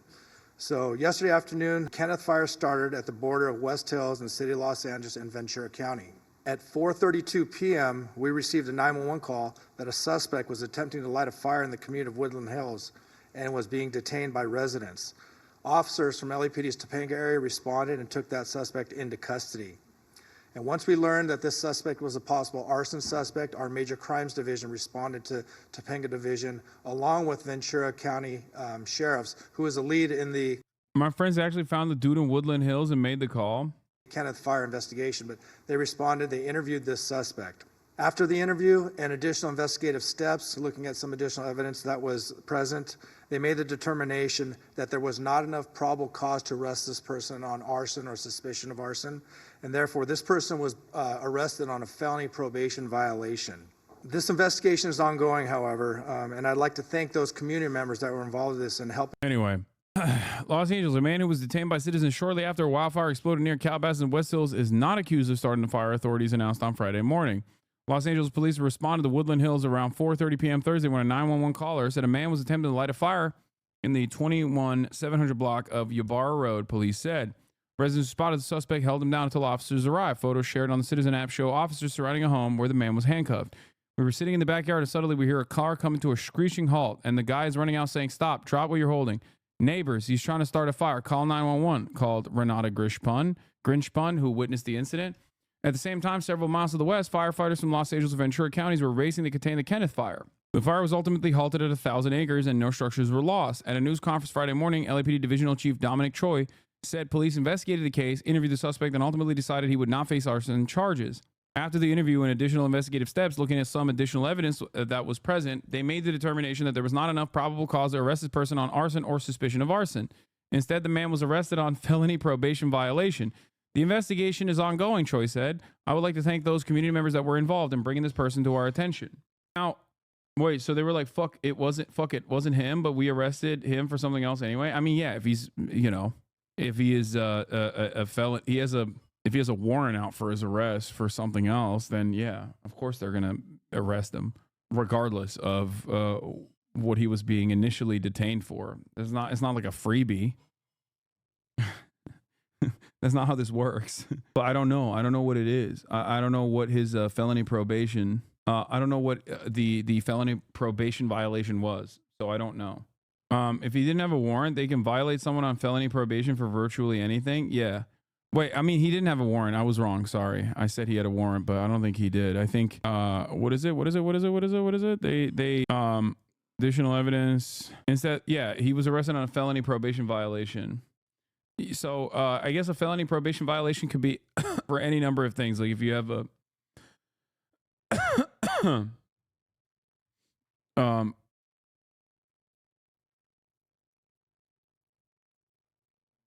if he's on probation, then if he's on probation, they could just arrest him for anything.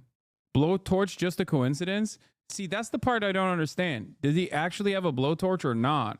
Like, people are saying he had a blowtorch, and I saw photos of him being arrested, but I don't know if he actually had a blowtorch or not. Like, I don't know what his deal was. But even then, dude, cops are incredibly aggressive. This would benefit them. Okay? This would benefit them tremendously if he was responsible for the Eaton fire. Are you kidding me? They would, even if there isn't enough evidence, they would still bring him in to be like, no, this is the guy. So the very fact that the same authorities are saying that this is not the guy, at least we don't have enough evidence to pin the blame on this guy, leads me to believe that, it might not be. You know what I mean? That's all I'm saying. The cops will fly a mission accomplished banner if they caught the guy that started the fire. Exactly. And there are people that are, there's like some photos about like what the Eaton fire sparked with, or how the Eaton fire started, that are leading people to speculate that it was an electrical fire rather than one that was, born out of a random arsonist. If that makes sense. We're going to give cops complete thermal imaging of everyone in LA to protect us from this, aren't we? I mean, they already have it. So. Initiated every federal agency, from the Department of Defense on, every federal agency to be part of this. And the other thing is, look, I think you're getting a bad rap. I know you're getting a bad rap about these fire hydrants don't have enough water in them. Give me a break. Give me a break. What this is all about is the utilities, understandably, what they did is they cut off power because they're worried about these high tension lines coming down and causing more fires in the wind, right? When they do that, guess what? They shut off the power that controls the ability to pump the water. And so now they're getting generators here. I mean, this is complicated stuff. They're going to have a lot of demagogues out there trying to take advantage of it. But you're doing the right thing. California voters approved $7 billion in bonds for state water supply infrastructure projects. Of that, $2.7 billion was designated for water storage projects. For more than 10 years later, there are no new dams or reservoirs or other water storage projects to collect and store California's winter runoff, 80% of which is sent to the Pacific Ocean for environmental purposes. Ah, yes, water starts fires. No, he's not. I mean, he is a delusional old man, but he's not wrong in regurgitating the information that others have given him with respect to the way that these water hydrants work. For the record, yes, water doesn't magically appear in the water hydrants, especially when there's not a lot of pressure. You need electric pumps to move water around into areas of need. This is when the electrical pumps are no longer working because they cut electricity to certain regions, especially regions where there is a fire, an existing fire. The reason why they cut the electricity is so that there aren't additional fires that take place. This is yet another issue. This is yet another issue with our overall refusal to harden the infrastructure against wildfires, because the electricity is above ground, because the electrical lines are above ground in areas where they are super close to the vegetation. When you have 100-mile winds that move these power lines around and cause electrical short-circuiting, they can end up lighting the shrubbery on fire. So they cut the electricity. But when they cut the electricity and there are no backup generators for the water pumps can't function and move water around to areas of need. That's how you arrive at water hydrants not having enough water. Having said that, there's another problem here. A wildfire this size it cannot be combated with water hydrants anyway, or at least that's what firefighters say.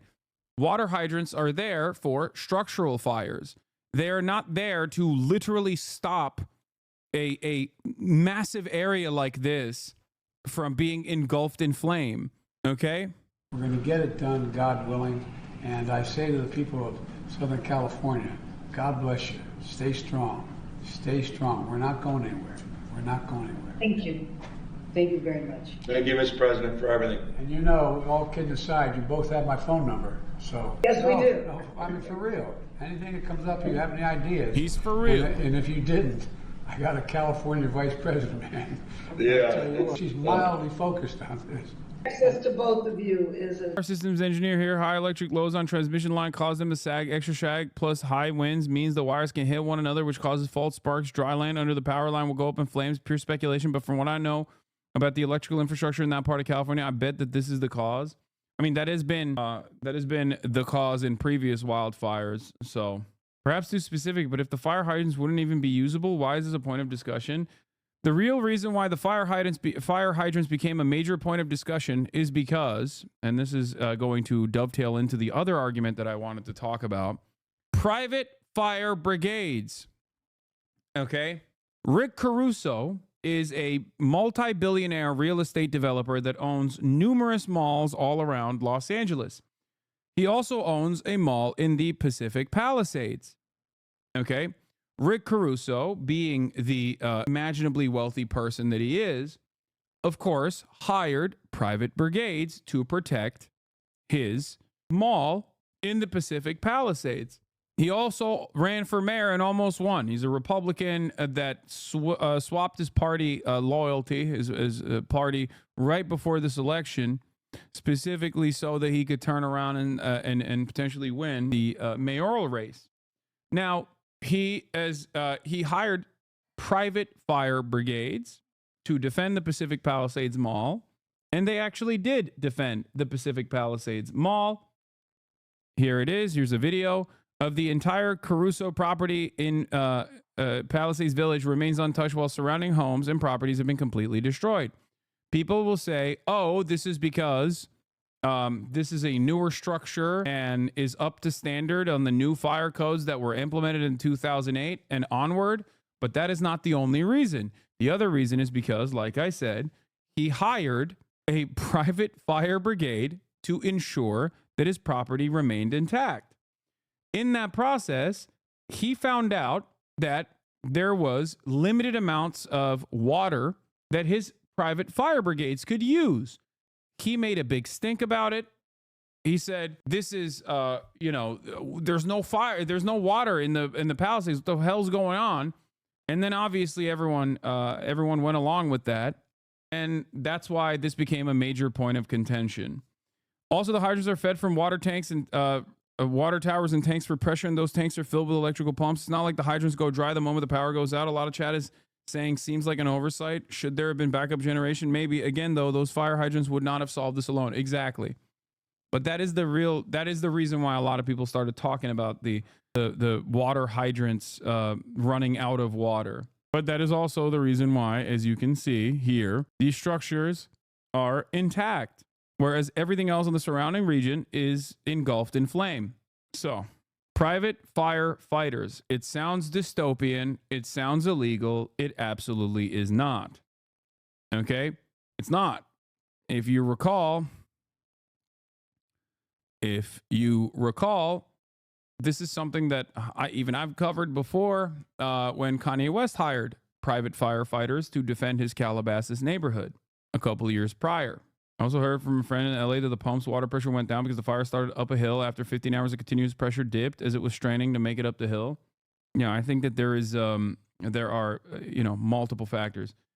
They make $7,000 an hour as well. No, they don't make $7,000 an hour. They make $7,000 a day, which is still insanely high in comparison to like what even Los Angeles Fire Department employees make, even though that's definitely one of the most sought after positions that you can get in public service, and infinitely more than what the wildfire prevention teams get. Wildfire teams are comprised of federal employees that get paid the lowest possible salary. Anyway, as far as I understand, they do also, of course, utilize the existing fire hydrants as well, for the record, like the city fire hydrants. Now, if you know anything about the history of firefighters in this country, that's how we originally started off. Throughout time, there's always been private fire brigades. As a matter of fact, it used to be the only game in town. Okay? One must ask the question, why? This was a structure that was inevitably socialized, funded by the public. It is one of the best arguments for socialization because There is constant market competition amongst fire brigades and fire insurance that was privately purchased for certain structures in the city that created problems for everyone. For example, fire spreads, okay? I don't know if you know that or not, but fire has a tendency to spread. It really likes spreading. So you might have a structure that is on your block that was not covered by fire insurance and defended by a private fire brigade.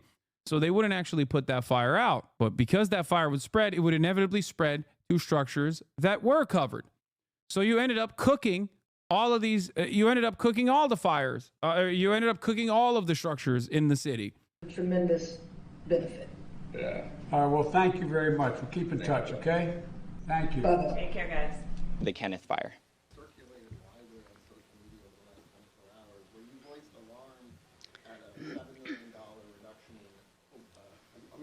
Overtime variable staffing hours, and in your memo you said the reduction severely limited the department's capacity for large-scale emergencies, including wildfires. And I'm wondering how much of that $7 million would have gone to. I saw someone on Twitter say this wildfire is bullshit because trees can't be set on fire due to them having water in them. That's funny because that's the opposite of like the conspiracy minded people that say, why are the cars on fire but the trees are not? Like, that's the maximum. That's the maximalist position on the opposing side.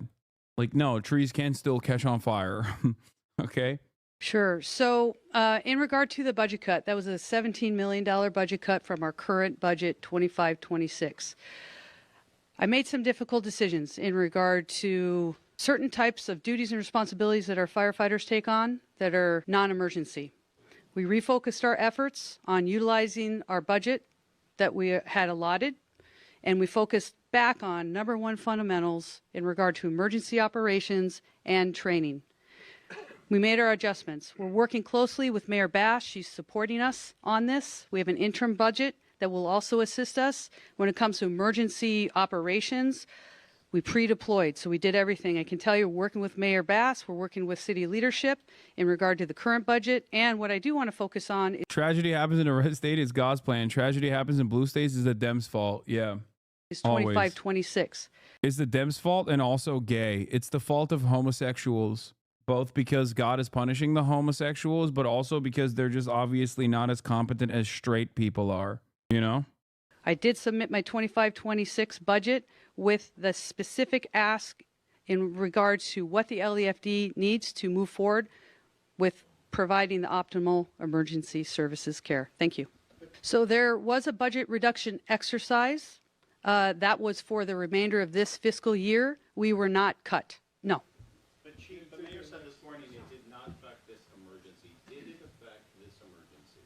Are there any other questions? Why don't you admit that you hired a private firefighter to defend your neighborhood? Oh, totally. To this woman confront Governor Newsom. Yeah, these guys are loving it, by the way. They're Fox News is, of course, loving it.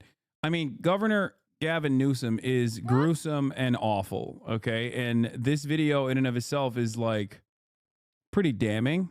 I watched this earlier. Let's watch. Governor, I live here, Governor.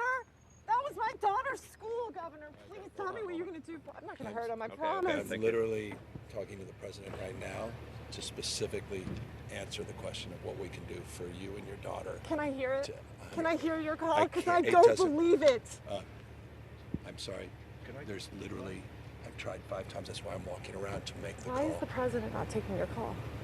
Because it's not going through. So Why? I have to get cell service. So There's let's no get cell it. service. Let's get it. I want to be here when you call the president. I appreciate it. I'm doing that right now. And it's to immediately get reimbursements, individual assistance, and to help you. I'm devastated for you. I'm so sorry, especially for your daughter. I have 4 kids, losing the school. Everyone who went to school there, they lost their homes. They lost 2 homes because they were living in one and building another. Governor, please tell me, what are you going to I'm not gonna lie. Palisades residents sometimes make this argument a little too hard. You know what I mean? It's like, come on, dude. They lost 2 homes. They were living in one and building another. It's just like you're causing a lot of people to tap out on the empathy when you say that. You know what I mean? Going to do with the president right now? We're getting the resources to help rebuild. We're getting Why the was there resources. no water in the hydrant? No, I totally understand why she would be distraught about the school being lit on fire. That's not what I'm talking about. I'm saying that when she was like, people lost 2 homes, their own home, and also the home that they were building. That's all literally. Is it going to be different next time? It has to be. Of course. What are you going to do? I'm doing To everything fill the I can. hydrants. I would fill them up personally. You know that. I literally. I would fill up the hydrants myself. But would you do that? I would do whatever I can. But you're not. I see the. Do you know there's water dripping over there, Governor? There's water coming out there. You can use it. I appreciate it. I'm going to make the call to address everything I can right now, incling making sure people I'd are like safe. to make sure you do. Can I have an opportunity to at least tell people you're doing what you're saying you're doing? Could somebody have a contact? Can I have your contact information? Right there. Thank you. What is Newsom doing wrong? I thought this was a video of him being cringe. I mean, it is like he got ambushed by a victim. People. And you know, he did the classic gruesome Governor Gavin Newsom stuff. There's not really anything you can do in that situation regardless. Here's the longer video. We're going to have someone in charge. Then Rachel spots a face she recognized. Sky News is devastating, dude. They're so good. They are so good. Why is she mic'd up? Because she was with Sky News. He says, Is that Gavin Newsom? That's the governor. That's the governor. Governor, I live here, Governor. That was my daughter's school, Governor. Please tell me what you're going to do. I'm not going to hurt him, I promise. I'm literally talking to the president right now to specifically answer the. That's how it started. That's why she mic'd up. Sky News are on demon time all the time. Respect to Sky News. Okay, they're on demon time all the time, especially in the aftermath of this. But anyway, a lot of great commentaries coming from Fox News on this. Governor, I live here, Governor.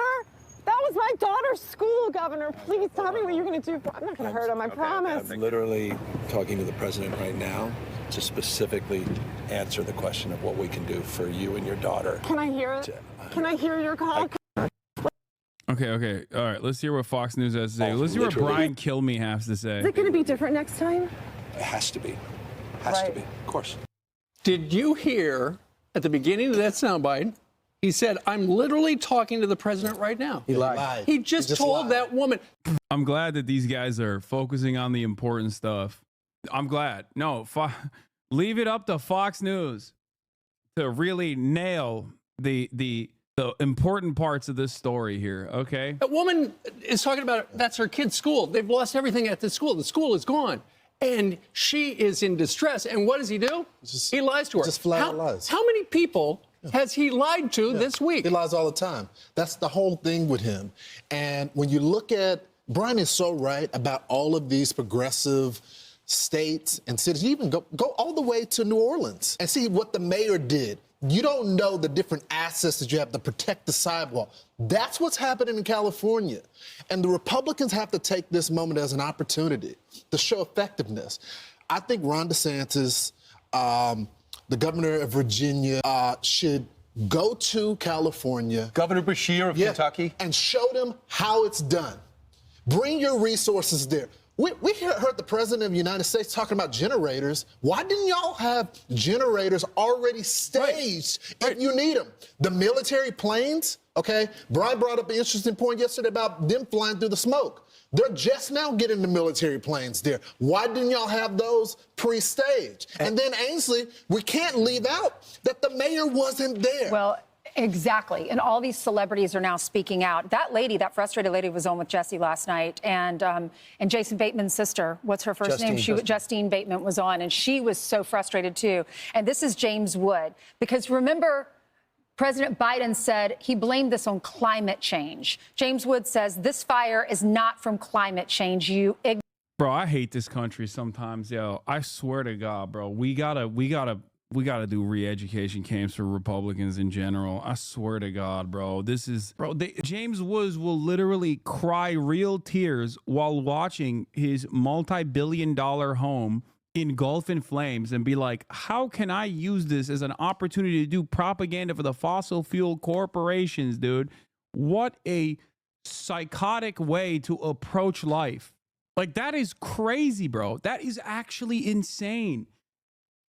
And I think at this point, like, we have arrived at a situation where, like, no change is going to happen, no systemic critiques necessary. So we might as well just, like, hyper focus on our pet issues. Okay? Like, I saw a tweet from like, specifically, I think, like, a fire ecologist from UCLA. Okay? This is his job.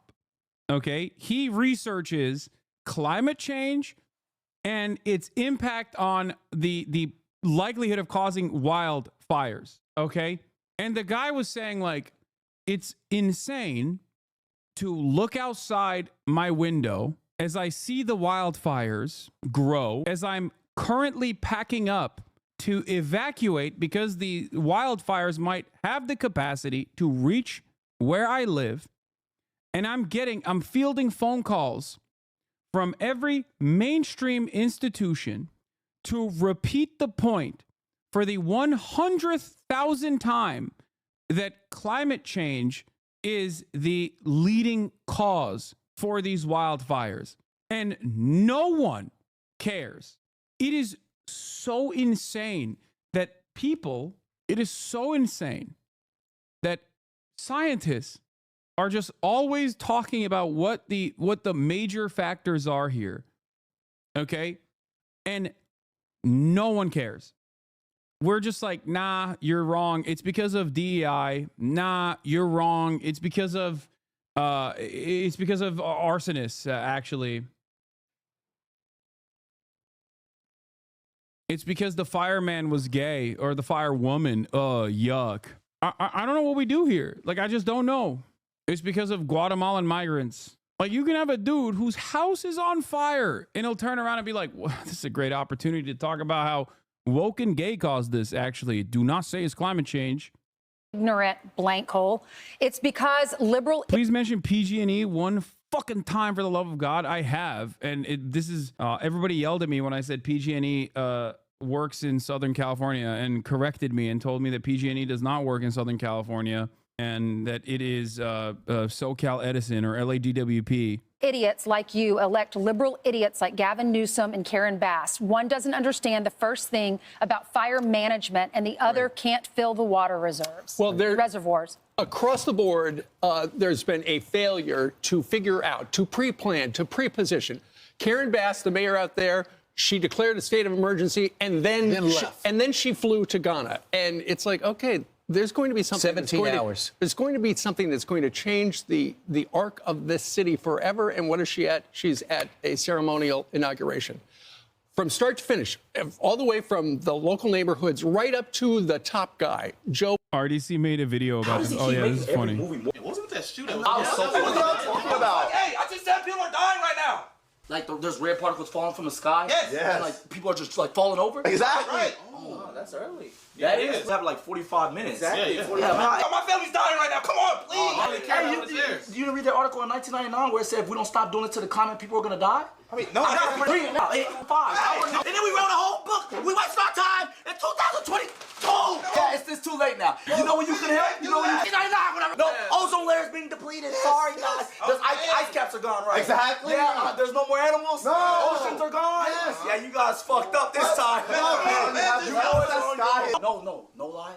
Okay, yeah, cool. For us and our family, but y'all didn't fund them, so we did it with our own money. This is all we can make. Okay, we'll make it. Give us some more money. Yeah, we'll take that. So give it to us in about 10 minutes and we'll start making them. Okay, cool. 4 seconds. Okay, give us the best. It's above us. It's above us, guys. Hey, there's nobody at the movies, guys.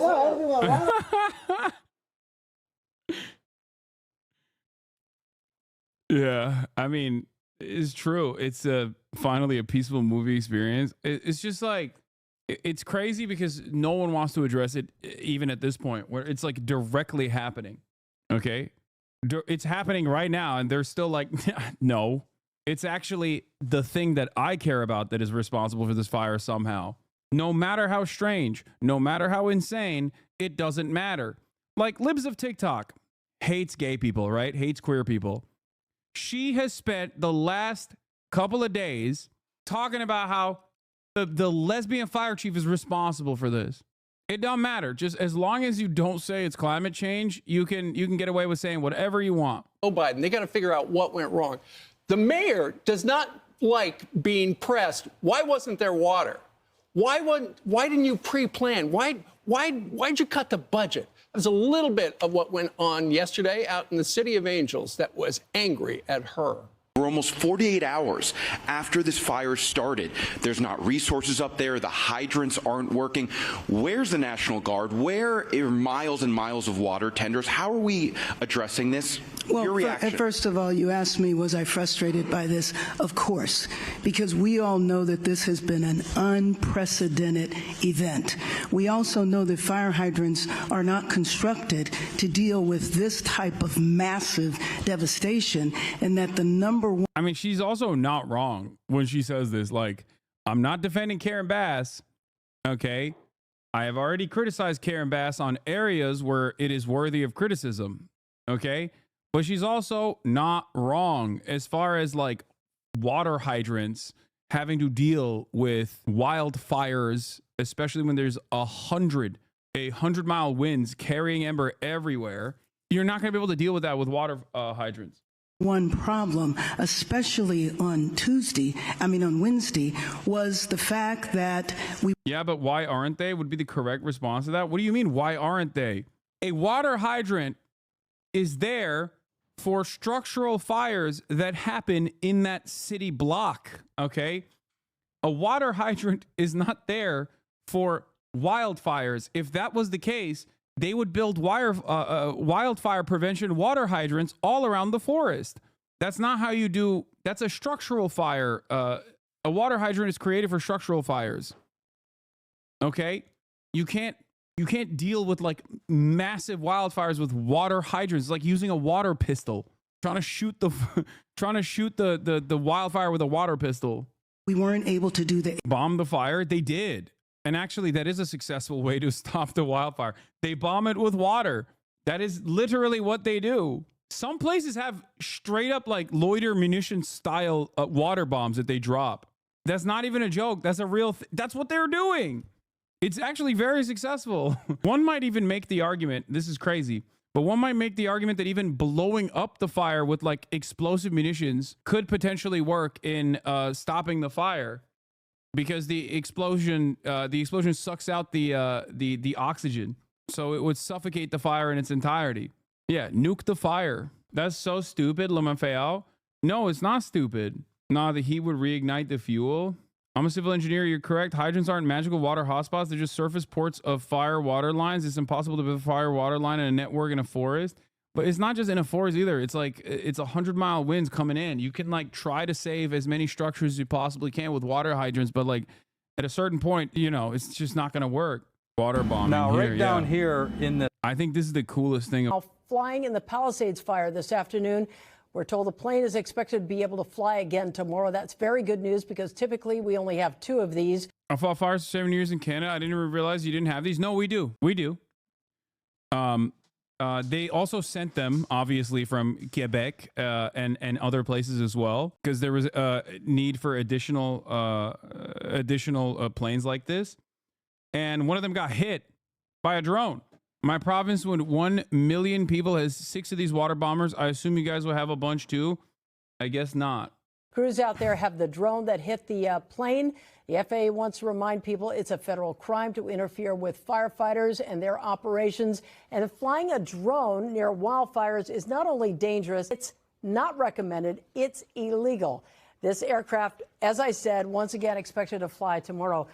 We can tell you David Bigger is with us right now. You not only are a pilot, but you know a lot about this. The whole drone situation being up over the area. Well, yeah. So the why don't we have more of these? I don't know. Maybe because we have a lot of planes. It's just planes that drop not water bombs but bombs. I heard LA only has 2 water scoopers available. Is that true? Because the Pentagon just announced that they want to purchase 150 B-21 Raider stealth bombers. So I'm trying to understand the relative ratio. I'm not saying anything, but, you know, it seems like we have a much better use of federal funds And local funds as well in terms of helicopters, for example. They can't build these planes up here north fast enough for the demand. Do you think the political capital impact of the fires will be a major topic for Trump's first year? The U.S. only has 10 Super Scoopers. Canada has 64. Okay, well, guess what, dude?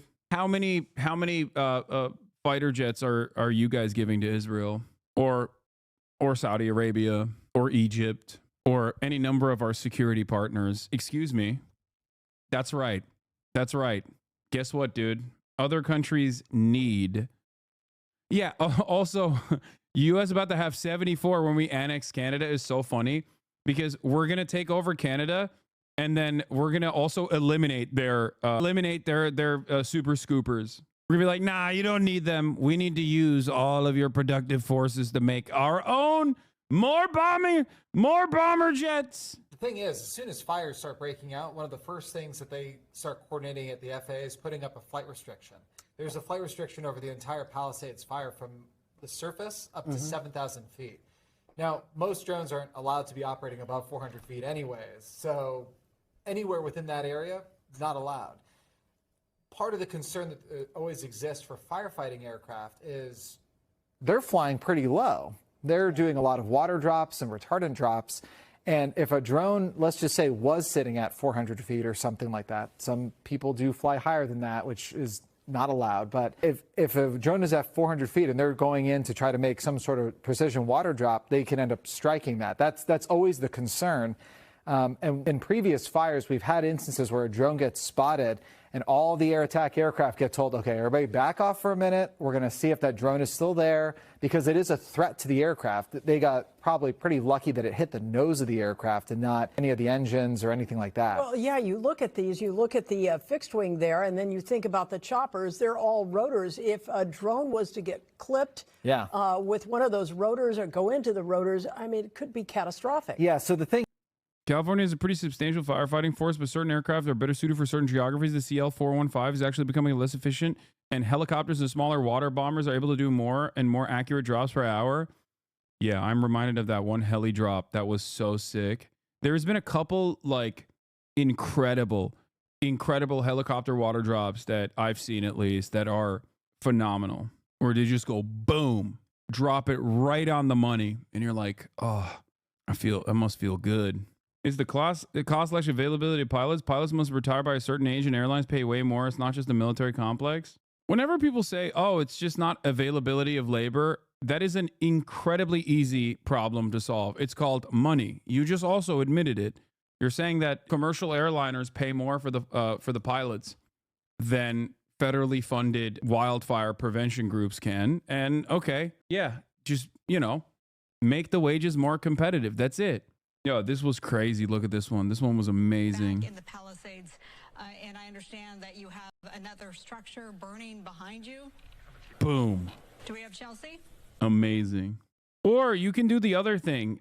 Sentence more people to prison. And then that way you can have more free labor and then make them fly the planes at gunpoint. Train them and then make them fly the planes at gunpoint. I think that's yeah, I really like that solution, actually. We should do that instead. Air support because of the winds. And so, of course, I am absolutely frustrated by that. I am not sure that is correct, that there are no resources up there, but rest assured, as soon as we are done here, I will follow up on that. I will say this. I'm wondering how many how many flights were grounded because President Biden was going to Los Angeles to visit his great-granddaughter. So that has to be investigated, too. Did you clear out the airspace that could have been used? How did the president get in? Here's the thing, too. We learned a lot after Katrina, right? Yeah, we did. When you had that hurricane that went into North Carolina, no one was expecting that. But in California, you do expect wildfires. Right. They happen all the time. So when you're the mayor, you would think you would have. Yeah, what about Florida? What about the hurricanes in Florida? Because I didn't see you guys complaining about Ron DeSantis. Interestingly enough, I don't know. The proper tanks, the tanks would be filled to the brim. They're saying they were, but are they? Were they? They didn't have enough. And they didn't have enough, so you build more. It's just like what happens in New Orleans. After the hurricane came through, they built up the levee. By the way, in 20 minutes, I'm going to be talking to Sean O'Brien of the Teamsters for a little bit. We're going to do a 30-minute slot. where we talk about labor unions under Donald Trump and a bunch of other stuff, unionization efforts that are all going on all around the country. I'll also field some questions from the chat as well. Hopefully you guys won't be super annoying about it. I have some questions from Alex Press as well to direct his way. And then after that, we have so much more to talk about. Aside from the labor union conversations. Some people expected what happened in WNC. They called weathermen. The forecast called for catastrophic flooding and landslides, yet there was a failure to take it seriously and do something. The podcast with me and him is going to come out on the 15th. It's the first episode. Wrong. I'm going to be a whiny little purist, and I bet everyone else is too. Hell yeah. System. They fixed it. Well, They she tried also at least. said that the hydrants weren't properly staged in a way that could sustain a fire like this. You're in California. Why wouldn't you So have build that them. universally Yeah, fix them. in the state if you're at risk? I know that this is different from LA. They haven't experienced anything like this in LA before. But there's always the risk, which is why the people try to get the insurance as a result of that. But yet we can name 4 major fires right in that area. 100%. So you So can't don't tell give me. an excuse, Here's one question. When you have your emergency management meetings, you're wearing your windbreakers.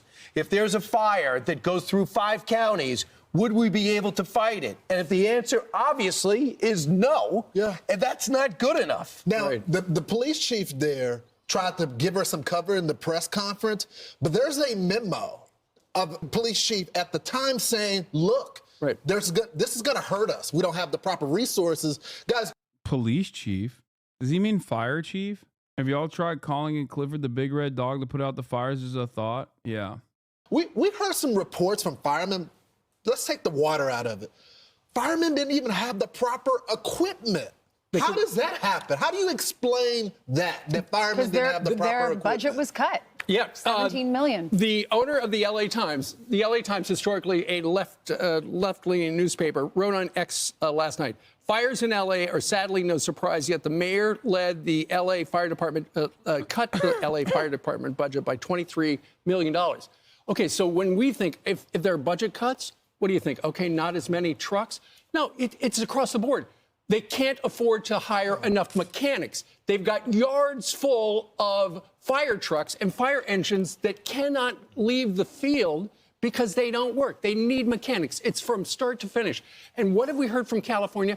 You know, from this couch, we have reported about all the crazy, super liberal policies over the last couple of decades. And over the last couple of months since the election, what has California been doing? They've been trying to Trump-proof California. You know what? They should have fireproofed it. And what they should have done is they should have planned for a really big fire because it happened this week. They're focused on these DEI recruitment videos that focus on that when they should have been focusing on the things that keep people safe. I'm Steve Ducey. I'm Brian. Oh my God, the California mom that intercepted Gavin went on Fox News. Oh my God. Oh my, I'm not even going to watch this. Okay. Oh my God. Every once in a while, conservative media latches onto a story that leans left/populist, and it's always just surface level. They don't dig deeper, lol. Yeah, obviously, their job is to still redirect the anxieties and frustrations into more appropriate targets. In LA, if you survived the fire, congrats. This is round 2. This is threat number 2. Threat number 1 was the fire. It's slowing down, great. Do not relax. There's no time for fucking tears yet, no crying, no nothing. This is game time. Because human beings are the apex predator. People are aware. Cops, nobody's responding to crimes right now. Everything is going to be covered. What? What is going on here? And overlooked by this whole fire that's happening. People are already breaking into businesses, breaking into houses, harming other people, unaliving other people. Because nobody's gonna fucking take the time. There's too much happening for people to look at. Oh, this person's not breathing no more. Was it a red rum or was it the devastation? There's too many things to be focused on. All crime, no one's there to help you right now. So protect you and yours at all costs. And I mean all costs. All that. Bro, what is happening in the minds of people on TikTok? It's like wild seeing a dude who's like 30 plus years old saying unaliving in red rum. Okay, TikTok language is just like infiltrated the brains of, rotted the brains of so many people. But also, this guy is saying, this guy has 1.7 million likes on this TikTok talking about like how there is a murder and cannibalism happening in every corner of Los Angeles right now, and the cops know about it and they're not doing anything to prevent it. What an insane statement. Meanwhile, the Supreme Court seems likely to uphold a law that could ban TikTok in the United States of America. And when I see stuff like this, I become reactionary myself and say, oh, good, please. It's crazy. That fucking pent up bullshit that everybody got from 2024, you want to crash the fuck out? Save it. You about to need it. This is not a time to relax. This is not a time to fucking chill out. This is about to become a fight for resources. And you're also going to be dealing with people in the society of LA. All these homeless people been waiting for their moment. This is their time to shine. They're already breaking into houses, businesses, stealing. People. This guy used to be so nice. What happened? Like, I remember this guy having like a relatively normal attitude about things and being like kind of like a funny guy. What is going on right now? Setting more fires just because they want to watch this shit go down. So keep in mind, the fire going away is threat number one. I'm happy if you survived. I'm so fucking goddamn sorry everybody's in this goddamn position. It's the worst thing that can happen, but this is threat number two. This is the one you really gotta pray to make it the fuck out of. And when I say protect you and yours at all costs, I mean at all costs, because their crimes are kind of free for all. But if you gotta do what you gotta do, everybody's kind of free. This is all alleged also, because I'm making this video. But everybody there, you know what the fuck is really going on. You know what to do. So do not hesitate to do it. And the other thing, women, stick the fuck together. Be as vicious as you have to be. Nobody can respond to a crime call right now. Cops can't get down the fucking road to nobody. If men want to come. Dude, what is this guy in LA? There's no way he's in Los Angeles, right? Because I live here. I'm fairly close to some of the fires. What the hell is this guy talking about, bro? The roads are closed and whatnot. What is happening right now? What are these people saying? There's like roving gangs of homeless people that are looking to do unalivings. What is, dude, this kind of stuff. If you look outside, what do you see? It's just a normal city. Dude, like the night of the Sunset Fire, there was definitely a panicked environment. Understandable. Okay. 100%. But the notion that there's like mass murders occurring on the streets with cops refusing to respond to calls, like all this stuff. What the hell are you talking about? This. Tana Mojo, this. Why does this sound horribly like The Purge in a way? Stop giving them ideas. We were taught this in my emergency management program. Fend yourself in the first 72 hours. You're like the big brother who doesn't want to be mean, but definitely says what we need to hear.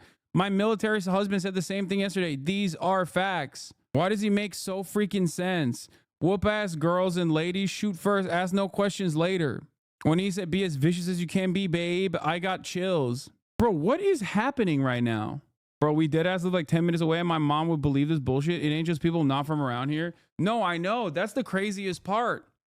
That is the craziest part about mind melting, because we spent so much time online that the reality outside of your door is no longer important. Okay. What is important is what they're saying online. It ends up literally breaking the brains of people that are directly in the impacted area. It is crazy. And I don't know how you deal with that. Like, what do you mean? Look outside, man. I walked my dog this morning. Okay. The hell are you talking about? Mass gangs doing mass murders or whatever. Like, what a crazy LARP, dude.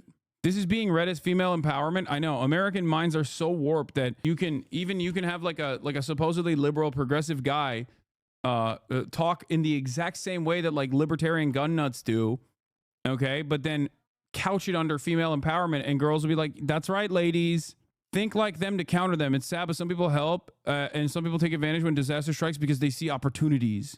I don't think Shaq can fully comprehend how badly crime panic has broken Californians' brains. Yeah, I mean, I've been warning about this for a while. I've been warning about this non-stop, talking about how like people in California have lost their minds, where they think like he lives in Texas. Then why is he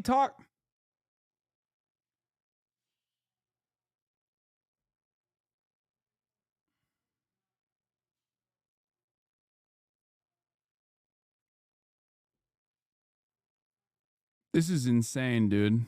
Actually insane. It's insane. Come in your house and overpower you, or men want to catch you and find you. What you gonna do? There's no one to call, there's no one to help. So when I say life or death, and it's your life or your death, so act accordingly. This is not over, and there's no time to cry yet. Not yet. 1.7 million likes, bro. 1.7 million likes. This is so nutty. This is the same guy who made a video about how he was so upset over the breakup. He said he made a plan to murder his ex. Yeah, I mean, I don't care about like all of the other TikTok drama that this guy was associated with. I care about specifically what he's talking about right now. Apparently, an incredibly popular narrative on TikTok. I love how it's always guys in suburban McMansions talking like this is Hotel Rwanda. Yeah. A complete societal collapse has taken place in Los Angeles, okay? Do not look outside. I'm literally doing DoorDash in Pasadena right now. I don't know what the fuck he's talking about. People like this want it to be real so bad. They've been waiting for an apocalypse. Yeah. Like, that's the craziest thing. Like, yo, the municipality picked up trash yesterday, okay? What are you guys talking about? Like, what are you talking about? I just don't understand what, like, how do you fantasize about like ultra violence taking place somewhere else? I'm there, okay? I'm in the neighborhood. I'm gonna tell you right now, these people are out of their minds, all right?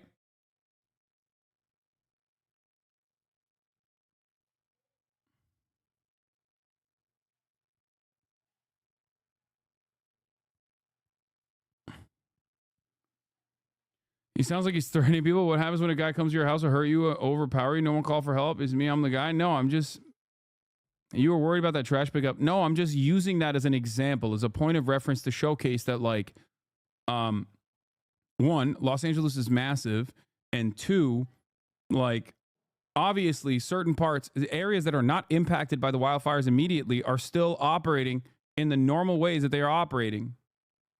That's it. Probably Kai ate 2 looters today and you're covering up this narrative? Yeah.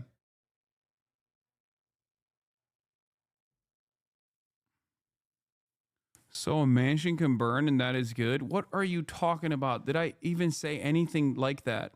I'm literally in downtown LA. It's so peaceful compared to normal. People are helping each other all the time. So many organizations, places doing free food, charity, and donations. Yeah. Chad Crowley is blaming DEI for societal collapse. Who's Chad Crowley? An illiberal riding the tiger? Let's talk about the collapse. Fires rage in Los Angeles and no one can put them out. A clear symbol of a civilization unable to solve even its most basic problems. Joseph A. Tainter's The Collapse of Complex Societies provides a framework to understand why this happens. Civilizational collapse is no relic.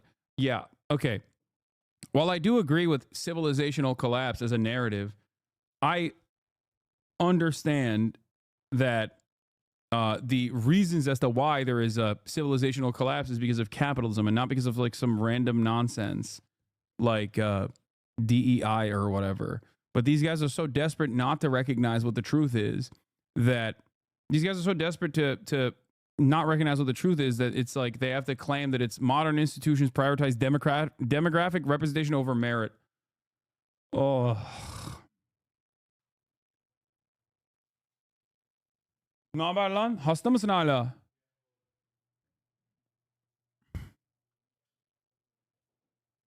I hate to break it to you, but if TikTok is banned, it'll only get worse. The plan is to sell it to Kevin O'Leary. Get ready for the most right-wing brain rot propaganda platform I've ever seen. Thanks, Joe. Yeah. Local LA news is, of course, pushing the looter narrative too. Just getting my whole family out. All you have in your mind is just you're in survival mode at that point. I saw men coming into our neighborhoods. Oh my God, local news. Why are you doing this, bro? Oh my Lord. Hundreds of... This is Tyler Oliveira coverage coming from KTLA. Confirmed it. She had this to say. Take a listen. It was wild. We just started seeing all these cars pull up, doors open, and groups of men running up our street, going up to the doors of these houses. And we weren't sure what was going on. I'm thinking, are these people here to help my neighbors? I hope so. And I left, and then my husband talked to the police and said, what are those guys doing? These guys don't live here. Get them out. My next door neighbor said, his quote, there were like 100 people that came up on scooters and were trying to get into any and all houses on the street. And did you physically see police officers stopping them? I didn't, but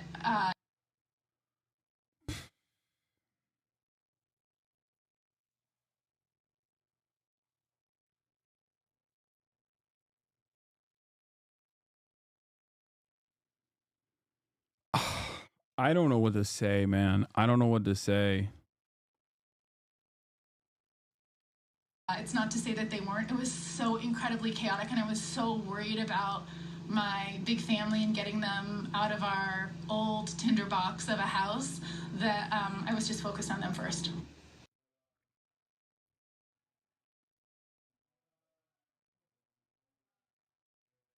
There were dozens of scooter gangs, dude. They're doing it. It's like every Treatlerite suburbanite with like high levels of paranoid schizophrenia is now sitting in front of a microphone talking about their fantasies. Once again, I'm not discounting the notion that there might be you know, opportunists trying to take advantage of the situation in areas that were evacuated but not impacted immediately by fires. Okay? Having said that, the notion that there are hundreds of people on scooters ravaging the lands is so psychotic, dude. It is so... Don't think about climate issues. Think about the looters. Looters don't live here. People that don't live near you are bad. Yeah, exactly.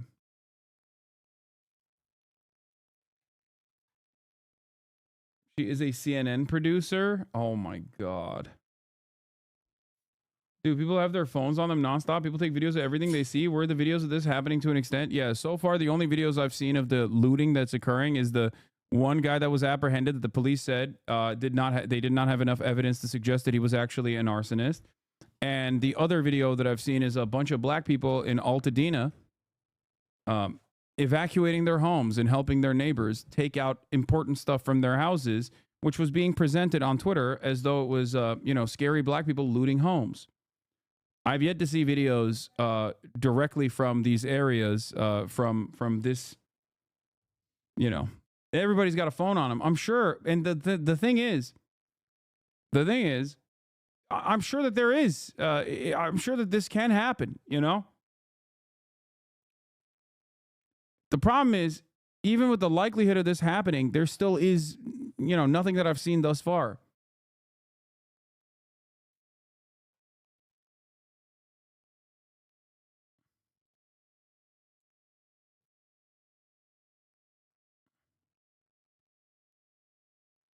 Marauding gangs of scooters that seemingly are Guatemalan of descent too.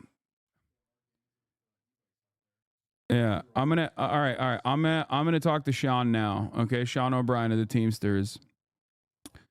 And we're gonna have a conversation about labor unions now. Hello. How you doing, sir? What's going on? Can you hear me? I can hear you, sir. How you doing? All right, perfect. Ladies and gentlemen, Sean O'Brien of the Teamsters is here. I wanted to say it's an honor to have you here on the broadcast. I'm very excited to talk to you. We already had a wonderful conversation once on your podcast. It's gonna be coming out soon, right? In the next couple of days, as a matter of fact. Yeah, it's going to be Better Bad Ideas with Sean O'Brien. We're going to be launching on January 15th. So make sure you tune in onto YouTube and all the social media platforms. But most importantly, you're the first and most important guest. So I appreciate you doing that, you know, so it's important for us. Who are some of the other guests that you're going to be having, if you don't mind me asking, if you don't want to, if you don't mind leaking? No, absolutely. I mean, some of the guests we're going to have Casey Affleck. We're also going to have the 3 Olympic hockey players from the Miracle on Ice from Boston, Jack O'Callaghan, Mike Eruzione, and Dave Silk all together. And we're going to hopefully have senators like Josh Hawley, Bernie Sanders, a very diverse group of politicians. Also, we're going to focus on celebrities and any and all people that help and shape America. So we're very excited about the podcast. We're very excited about diversity, but more importantly, we're most excited about having conversations uninhibited and not scripted. Hell yeah. I just wanted to ask who the other guests were to see who I'm more important than by your own estimation. But it's wonderful to have you here, Sean. Like I said, we had a great conversation. And what I wanted to talk about today, considering that there's a lot going on in the world of specifically labor news, I wanted to ask you a couple questions, if you don't mind me asking. Specifically starting with some of the NLRB decisions that happened, where it was reported that the Democratic Party kind of dropped the ball. I'm just going right into it, by the way, where there was an opportunity for the Democratic Party to continue controlling the NLRB for the next 2 years, and unfortunately that fell apart. And I wanted to hear what your opinion was on that. Yeah, there was a reappointment effort to keep one of the Democratic appointees on there, and it couldn't get done, and it's unfortunate. But the reality of it is there was a key opportunity to, and look, I think it's important to note the NLRB needs to be revamped. I mean, there's no doubt about that. And in my world, the Teamsters world, we've been avoiding the NLRB as much as possible. I mean, I think if you pay attention to what's been going on for the last 2.5 years, although we have gotten some good decisions, we try and just put the pressure on employers to either recognize us voluntarily, or in some cases, like in DHL and other areas like Cisco or Republic Waste, we strike for recognition. We've done that at Amazon. We have marches on the bosses at the DSPs. So whoever is in that NLRB, I think regardless of who's there, we've got to revamp them. I think, being at the table, having the conversations, being part of the process is important, and we're hopefully optimistic we can do that. I mean, look, we can't keep focusing on missed opportunities. We just got to play with the cards we're dealt and figure it out. And I think that's what we're prepared to do. There's a Ro Khanna tweet from this issue specifically from January 7th, where he says, "We then failed to get the word to Vice President Harris quickly enough to come and deliver the tie-breaking vote. In the 90 minutes that transpired, Senator Manchin returned first, swinging the vote in the other direction and ceding the NLRB to Republican control 2 years earlier than necessary. These procedural blunders have massive implications for the American people, who deserve better from their elected officials. American workers deserve an explanation." Now, regardless of your opinion on the NLRB overall, it seems like Kamala Harris still had the opportunity to deliver a tie-breaking vote and chose or was not there to cast that vote. What is that?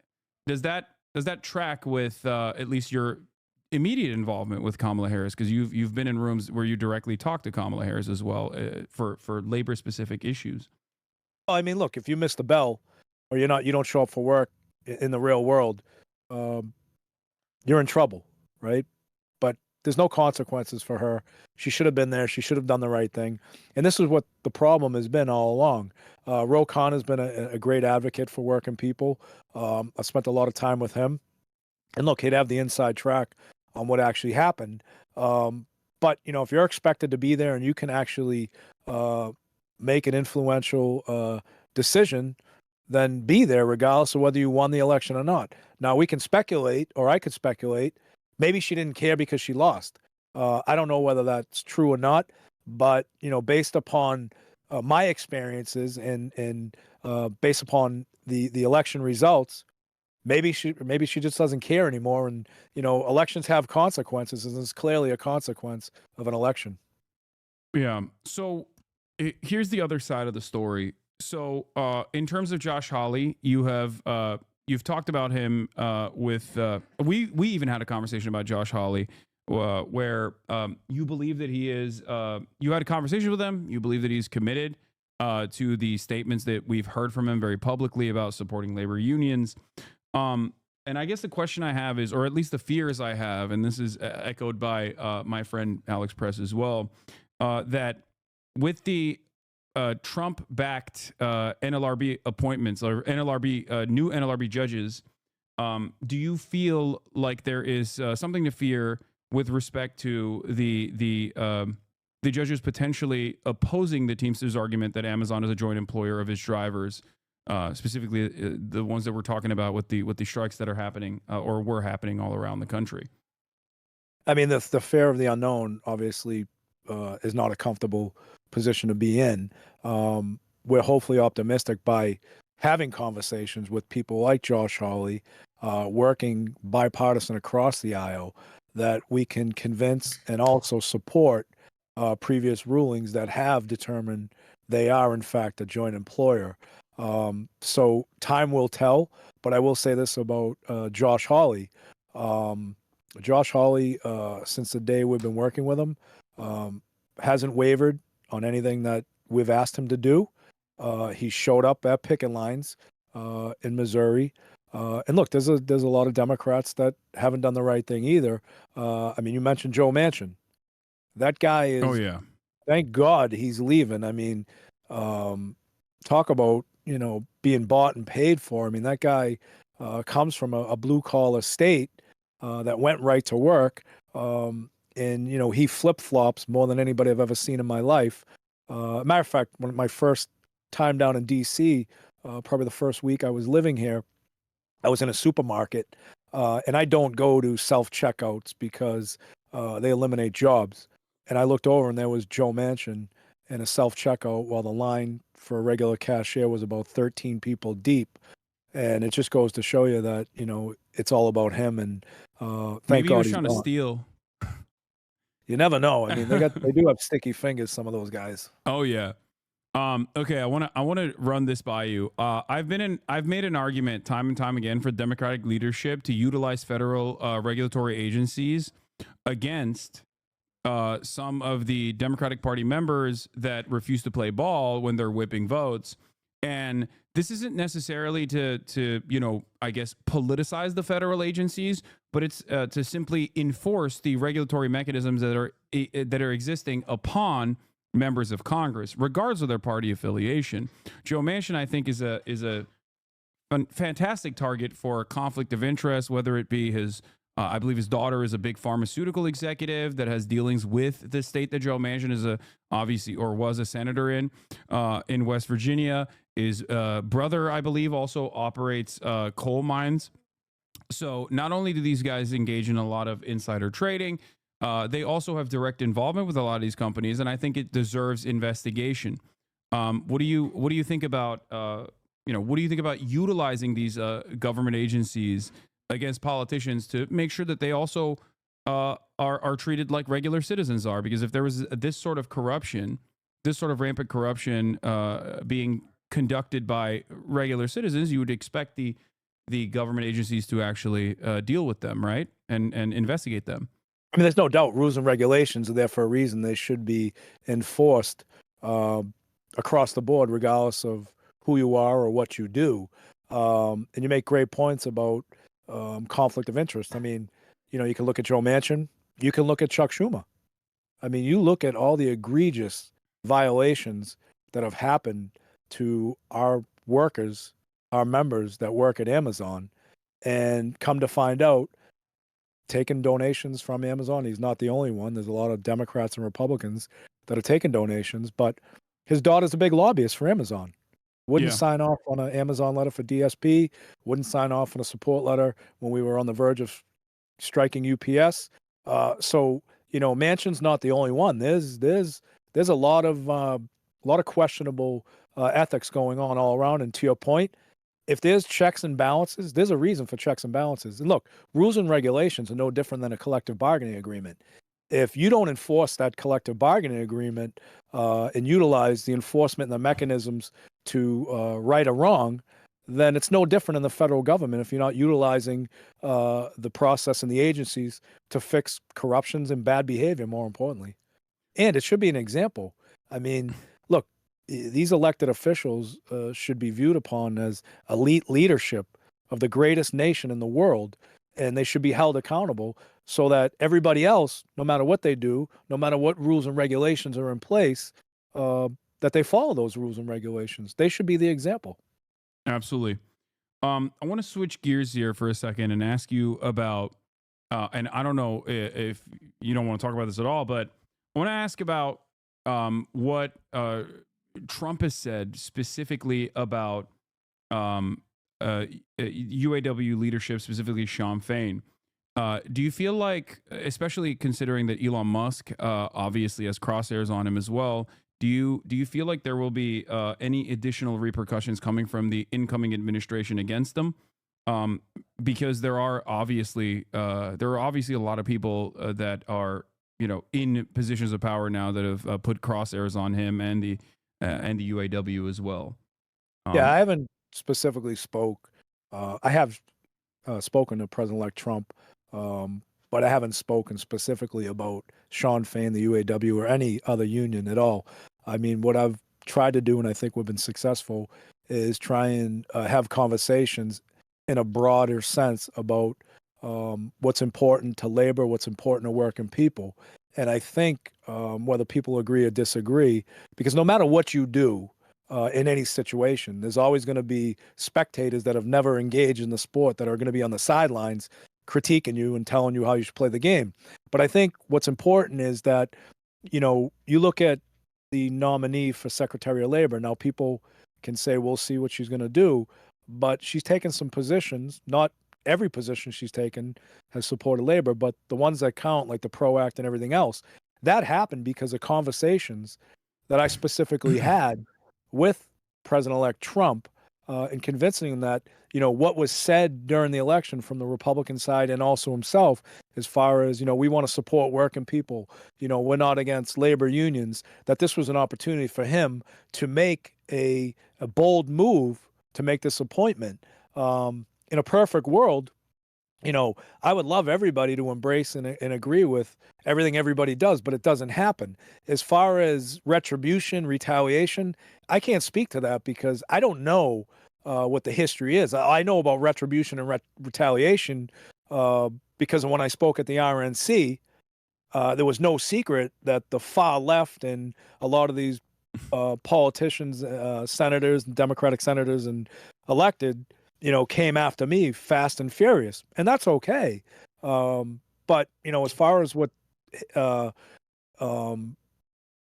in Sean Fain's future as it relates to a relationship with Donald Trump, I mean, I think you'd have to ask Donald Trump. I mean, the one thing that I pride myself on is, and I think you know this, Hassan, you being the first guest, and I appreciate that. Again, I can't thank you enough.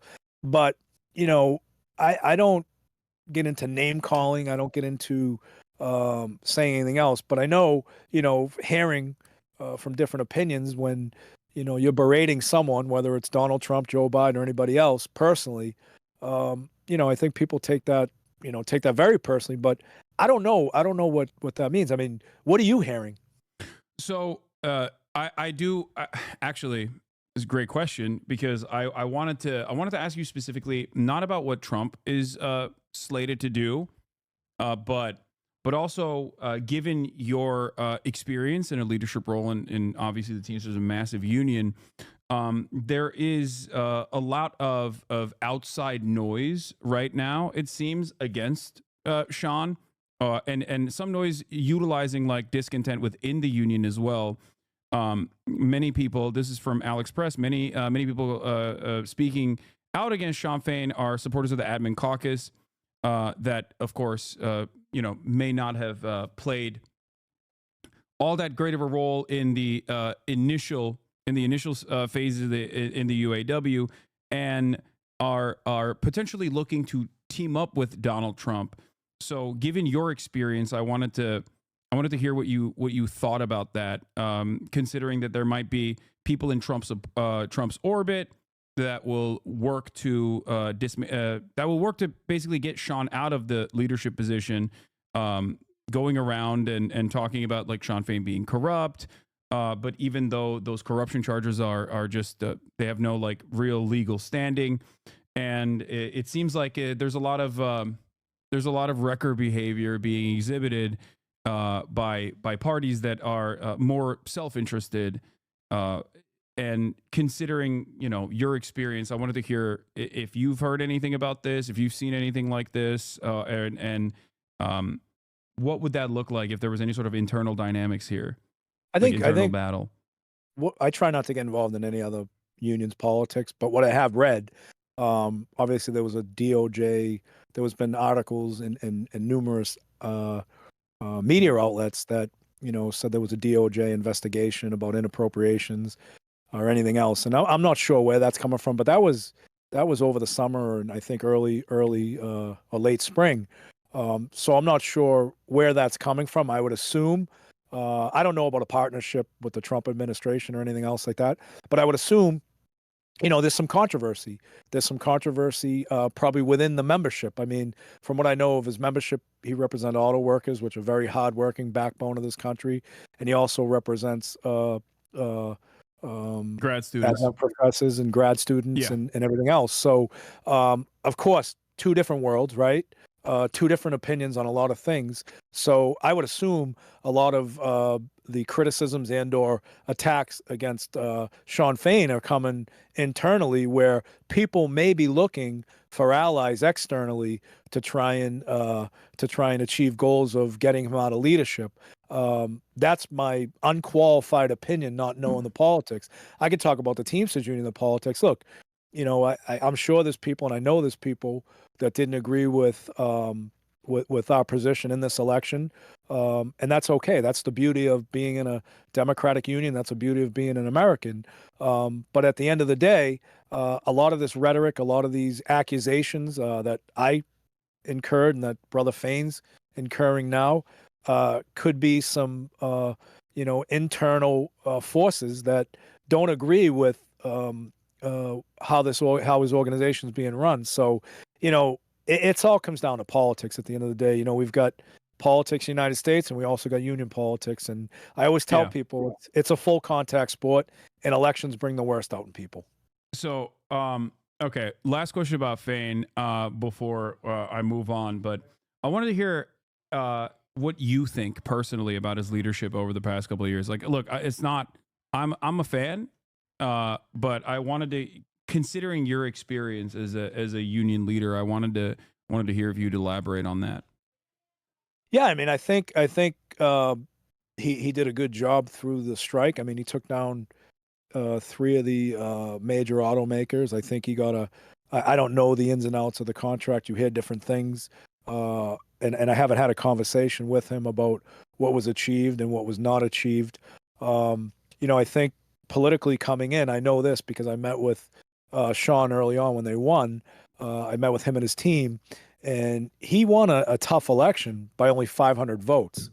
And I look at, you asked me about, my opinion when we ran, I think a year before Sean Fain and his team ran. We beat our opposition, which basically was an incumbent opposition because it was a Hoffa designed slate. I mean, we beat them 3-1. So, to Sean's credit, I mean, the one thing that we did, we didn't have to do as much of, is it was clear who the choice was in the Teamsters Union to lead this great union. It was the Oz team, right? To his credit, I mean, when you win an international election by only 500 votes, not only do you got to worry about taking on the employers and getting results and delivering on promises that you committed to, but you also got to unite a union that completely is divided, and only winning by 500 votes put him at a disadvantage. I think he did a good job of what he had to work with. I'm sure he doesn't agree with a lot of the stuff I did as a general president. I personally wouldn't get up and get personal with people. I'd rather debate the issues. Everything he did, I think he did with the mindset it was in the best interest of his members. And hopefully that, the DOJ investigation doesn't prove wrong. Hopefully his membership unites. But, that's not my politics. That's not my union. And look, I commend him for having the courage and conviction to strike the big 3 when it never happened before. Hell yeah. So switching gears, I want to talk about the state of labor unions and union participation in the American economy. It's not a secret that while it seems that there is more positive opinions about labor unions right now, union participation is still at a historically low rate. This is virtually every single poll that covers this stuff shows that people are overwhelmingly pro-union, but union density is as low as it's been in the past couple of decades. You have 10% in the private sector, or you have 10% overall, but in the private sector it's around 6%. And Alex Press also wanted to ask the question: how does the labor movement grow that number to what it needs to be to ensure workers themselves have actual power, which is around 40 to 60% density? Well, I think it's important, number one, is to have a plan and have a plan that's going to work. And I can speak specific to the Teamsters Union. I think you've seen, and I don't really know Alex personally. I don't know what her background is. I know that she's very pro-labor, very pro-UAW, has been critical of me at certain decisions. But the one thing that you can't dispute is the fact that we organized 70,000 new members in 2.5 years. We negotiated the strongest historic contracts, UPS being the biggest, a $30 billion deal, with the largest increase ever. And that has had a snowball effect in many other industries and any and all industries that we represent. I think part of the problem, it comes down to politics as well. Electing the right people that are going to help pass legislation like the PRO Act or something in that form of the PRO Act that makes it easier for people to join a union, makes it easier where there's no threats of retribution or retaliation. I think another thing that's very, very important is, people don't realize that, social media is a great, great communication platform, but it also can be a huge weapon as well. A lot of people get on there and they'll, demonize their local unions. They'll demonize their international unions. And, if you're reading about disgruntled situations or you're hearing from disgruntled people, that doesn't help when social media is just so much available. And I'm not suggesting gag orders or anything else like that, but I'm just suggesting, look, you've got an organization that you belong to, whether it's right or wrong, and you agree that you don't, but the product is, setting industry standards, setting standards around the country. Put your differences and your opinions aside and focus on upholding those industry standards and organizing new members. Sometimes we obviously cause our own demise in certain situations. And I know one of the biggest things that we've focused on as a leadership team is making sure that we have member-to-member engagement.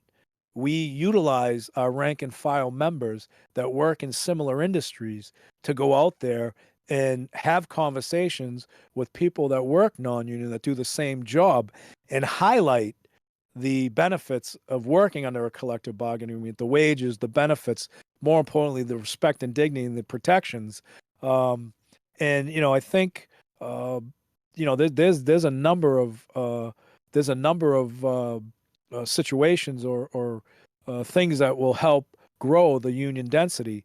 I think what's important also is embracing this next generation, because the 18 to 35-year-olds, hell, I wish I was 25 years younger right now, because man, do those guys and gals want to fight. You look at Chipotle, you look at Starbucks, you look at a lot of these industries, and it's energizing for an old guy like me in the labor movement. And I think we've got to utilize the best tools we have, and that's rank and file, worker to worker members. And we've got to get away from pointing fingers and not embracing and learning from our defeats, but learning from how we can be better and have different strategies. So we've mandated, and we tell this to all the time, every time I get to speak in front of a local union or a joint council or any body of union members, especially when I'm dealing with rank and file members, I always challenge them to say, look, your local has 4,000 members, your local has 10,000 members, or your local may have 2,000 members. You need to deliver 10% of new members every single day. And the only way that's going to happen is if you give true testimonials of how important and how better it is to work under a union contract. So, we also, all of us have to have skin in the game. I think social media can play a big role in uplifting this message as well. But podcasts. Did I mention I have a podcast coming out? Just checking. Yeah. But what, in your mind, what do you think is the biggest hurdle to overcome in terms of increasing labor union participation? Well, I think the biggest hurdle is, these union busters. I mean, these union busters, captive audience meetings, when you think about it, and I've done every job in the union from rank and file all the way up, organizing is the toughest job in the entire labor movement. And I think if we don't get legislation and protection against union busters, which I believe is about a $500 million per year business, and the captive audience meetings, banning them. I mean, a lot of states have done some good work on that, but it's got to be a nationwide approach. Then I think that will help tremendously because, look, think about this. As a union organizer, you may get access an hour, hour and a half per week with these members or with these potential members, where the employer has complete access 8 to 10 hours per day. And they have internal messaging and everything else. So banning those captive audience meetings, eliminating or making it illegal to union bust, I think that would help tremendously. Okay, absolutely. A question from the audience is from Virtual Meal says, I wanted to ask Sean about how to unionize in normally non-unionized sectors, more specifically in software and engineering. It is a concern many of us in the field express, and there is not guidance from our employers on unions, and there have been thousands of layoffs with no protections for workers in these fields. Well, I can tell you this, the employer is never going to advocate Yeah. for you being represented by a union. So that, which is a great segue into, what I'm going to say next is, anybody that wants to organize, you shouldn't do it through your employer. Oh, yeah. Conversely, there's a great opportunity, I believe, in the tech industry. I believe there's a great opportunity to organize in non-traditional industries. I think what you need to do is contact a local union, whether it's the Teamsters, whether it's UAW, whether it's SEIU, AFSCME, or anybody, and start the dialogue. But I would just caution, never trust an employer. I don't care if it's your best friend. They're going to protect against one thing, and it's going to be the bottom line of their balance sheet. It's not going to be about what's in the best interest of workers. But, the other thing too, in those tech industries, and I think we all have friends that work in them and maybe have relatives that work in them. There's no loyalty, and there's no better industry that's ripe to be organized, because look, if you're at a tech industry, a tech company, I have a friend of mine, ironically, I just worked out with him a couple of days ago, and he's been in sales, software sales for a company, Oracle, for 20 years. And they gave him an alternative. They weren't eliminating his job, but they were going to lay him off because they were getting a 22-year-old, a 23-year-old right out of college that was going to do his job for half the money. And I believe that's running prevalent in those sectors, especially the white collar sales job tech industries. And so, you're 22 years old right now, and you get a job where you're making 80 and 90,000. You have no protections of a union contract. You have no say in your benefits. You have no say in what you do. 30 years goes by pretty quick. You could be that friend of mine that I just worked out in the gym that doesn't have a defined benefit pension plan, that doesn't have retiree medical, although he might have made a little bit more money. He's leaving with nothing. And that's what the loyalty to a company like Oracle gave to him. He's basically doing odd jobs right now to survive. So I think if anywhere, that industry is ripe for the picking. Just contact a local union and get together. That was great. Thank you. Also, as far as I understand, there is ongoing talks with Costco, with the Teamsters, and it seems to me that as recently as this past month, Costco has walked away from the bargaining table. Yesterday, Costco executives abruptly ended collective bargaining negotiations with the Teamsters, refusing to engage with a series of fair and practical proposals. And I wanted to hear what your perspective was on Costco specifically, especially considering that despite its record high profits, Costco is oftentimes seen as like a relatively pro labor company. But just like you said, no company is at the end of the day pro labor; they're pro profits. What do you think about what's going on there? Oh, what they just put out there in the news media or wherever they put it out, they're full of shit. It's fiction. And, Costco, listen, I'll tell you the whole problem with Costco. And it's a corruptible problem that was enabled by the previous administration. And, Costco has always fancied themselves as, worker friendly, pro union, embracing unionization. And that is furthest from the truth. There's 18,000 Costco employees represented by the Teamsters Union with the potential of 125,000 to be represented.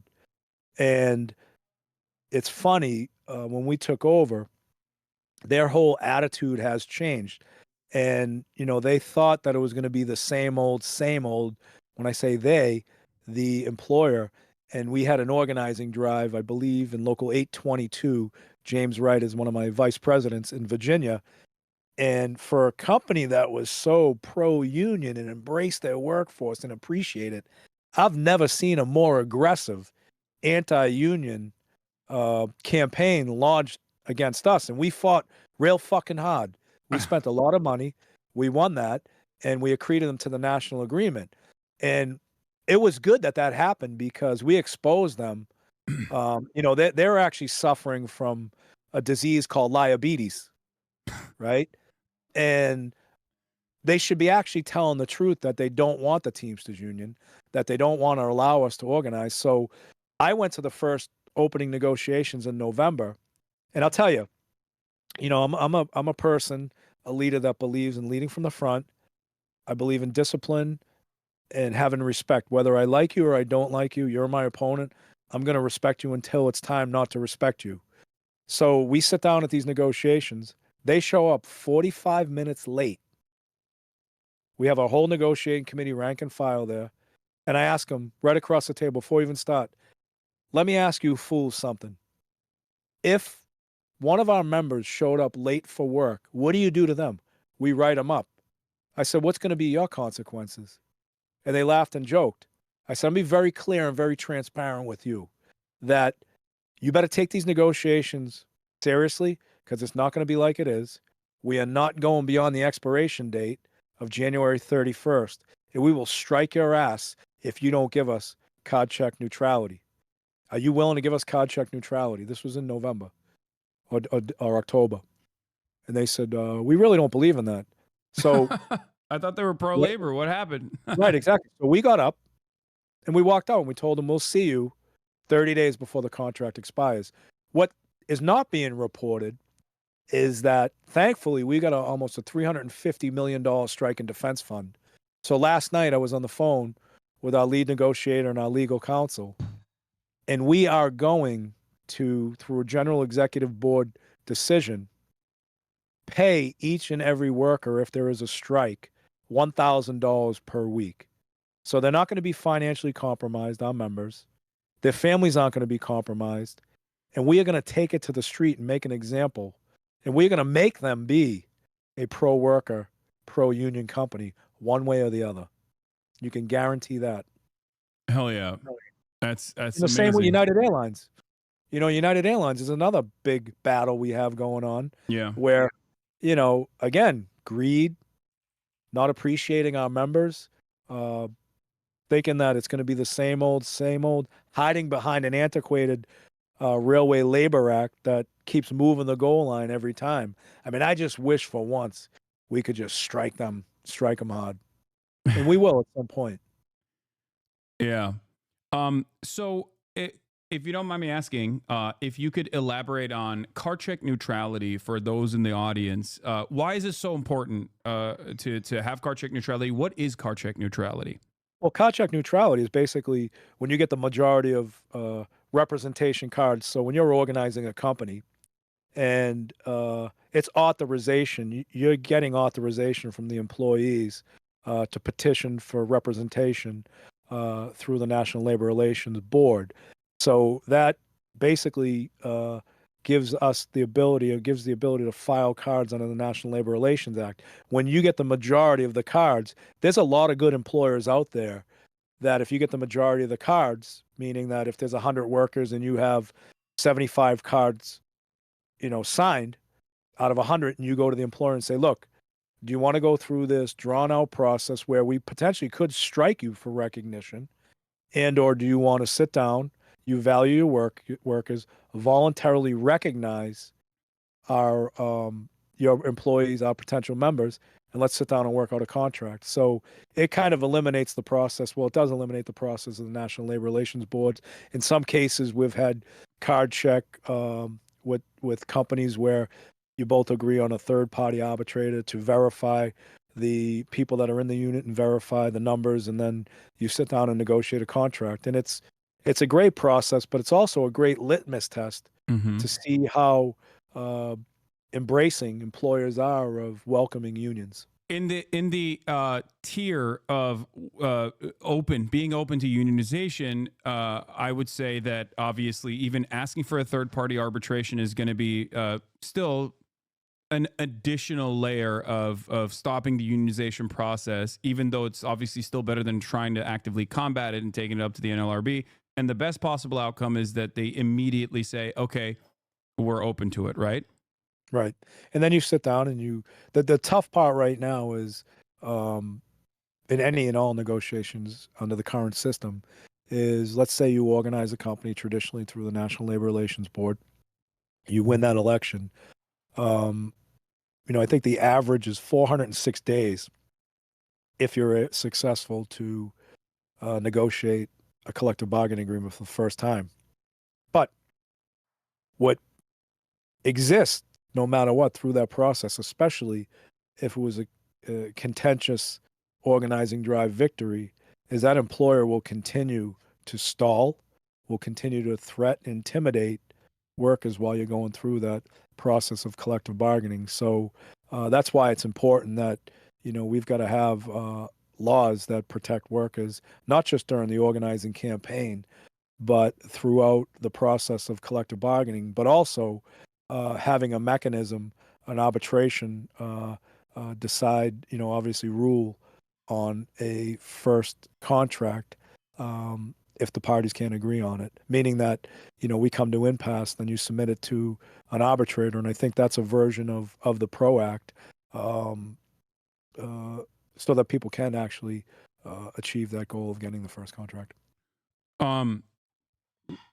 Is there, I don't want to ask anything that's like tricky, but is there any sort of educational efforts behind educating the rank and file on the importance of political participation when it comes down to applying even pressure as individuals, not as representatives of the union, but as individual American voters? Is there any sort of education on like the voice that they might have outside of labor unions and strikes in terms of organizing in their own communities and potentially applying pressure to their own politicians in an effort to make sure that this sort of legislation does pass? Yeah, I mean, I can't speak to any other organization but what we've been doing. And I know there's a lot of great labor organizations out there that have, political action, political education. And I know that we have been focused on political education and education, more importantly, empowering our members to have those conversations with the representative that they elect within their communities. A lot of politicians, and I've seen this having to live in D.C., when I talk about politicians, legislatures, primarily senators and Congress people, they spend more time with the bureaucracy in D.C. rather than in their communities actually talking to the people that they're elected and paid for to represent. And I think what we've been doing, and I know what we've been doing, is encouraging accountability on behalf of our members by, getting them involved. We've got a pretty aggressive program at the IBT, where we've got statewide coordinators that we dispatch to talk to our members, to craft messaging and education. So yeah, to your point, especially in light of what's happened over the last year and what potentially needs to happen moving forward, there's no better example of engagement of rank and file members that live in the communities where these politicians are paid to represent their best interests. And in many cases, the best interest in a lot of these communities is supporting collective bargaining, supporting unionization. So to your question, long way around, yes, absolutely we do. And we think that's very important to the success of unions and the success of the middle class. Okay, we don't have a lot of time left, and thank you so much for coming on. But I wanted to ask one final question. This is from, I believe, a rank and filer from the Chicago Fire Department. As you might have heard, and I remember encountering a picket during the DNC, the Chicago Firefighters Union is working with no contract at this point for over 3 years. And they keep getting pushed around and steamrolled by the city with no end in sight. And because they are a firefighters union, they're a no strike union. And I guess the question I have for you as a prominent labor leader, is there any advice that you might have for labor unions that work in these sectors that are obviously incredibly important for public health and safety, and therefore have a lot of these like no strike clauses? Well, first off, anybody that doesn't give public, first responders in the public sector, the best contract that they possibly could get and want to play games with them, they should be allowed to strike. I know that they're not allowed to, but look, in the firefighters, I love the firefighters union. I think Eddie Kelly is a great leader. The advice, again, we just talked about a political action.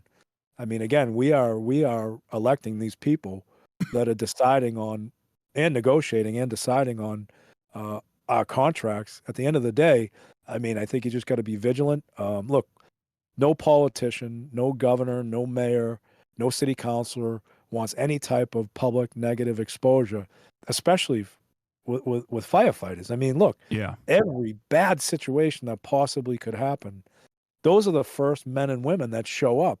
It's fucking criminal if that's happening. And look, get on the platform, get on the social media platform, get out there, be at city council meetings, be at, events, and don't be afraid to let your voices be heard. It's ludicrous, absolute ludicrous. You look at what's going on in LA right now. These firefighters, they're heroes. They are fucking heroes. And, they don't, a lot of these firefighters, this isn't just a job to them. It's a passion. It's a lifestyle, and they should be rewarded accordingly. Yeah. Especially with respect to wildfire prevention brigades that work at the federal level. From what I understand, I have some members of this community that do that. They've reported that their wages are insanely low. They get actually the lowest possible wage that you could get from the federal government, sometimes around like the starting salary being around $50,000 a year. There are reports of some of the wildfire fighters actually having to live in their cars because there's just like, it's impossible for them to operate in the areas and live in those same areas because the real estate marketplace is obviously devastating. Is there any way for these sectors, not to say, by the way, that like obviously the Teamsters are in a less valuable position in terms of like the importance that they have in the logistics in our supply chain. Every part of the labor force is important equally. But for many of these sectors where they can't strike, what can they do? Like what would you recommend that people do aside from getting the word out?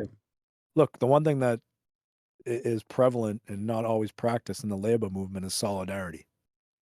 So I think it's important to find ways to utilize partners in labor in the private sector to help in that fight in the public sector without obviously incriminating myself or anybody else. But there's always creative ways to get a message sent on behalf of people that may not have the same rights and conditions to strike. So if you can read between the lines, I would suggest that the Chicago firefighters reach out to a very strong leader in Chicago Local 705 Juan Campos, and I'm certain you can be very creative in your fight together. Hell yeah. Well, on that note, thank you so much, Sean O'Brien, for coming on. And I'm very excited for your podcast to come out. We had a wonderful, very productive conversation. Is there anything else that you would like to say as your final words? I really appreciate you coming on there. We are launching the Better Bad Ideas by with Sean O'Brien on January 15th. Yours truly, right there, will be the first guest. And please tune in again. It's Sean O'Brien. Better Bad Ideas with Sean O'Brien. All right. Thank you so much, Sean. Great. Thank you very much. I hope to have you on.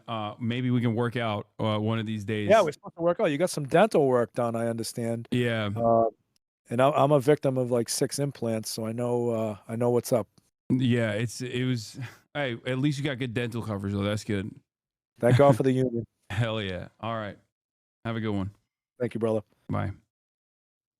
All right, that was Sean O'Brien, leader of the Teamsters Union. What an incredible conversation that was. I hope you guys enjoyed that. Hopefully, next time he's out in Los Angeles, we'll try to do a workout stream together. But yeah, hopefully that was productive and informative for all of you. Damn, this guy's good.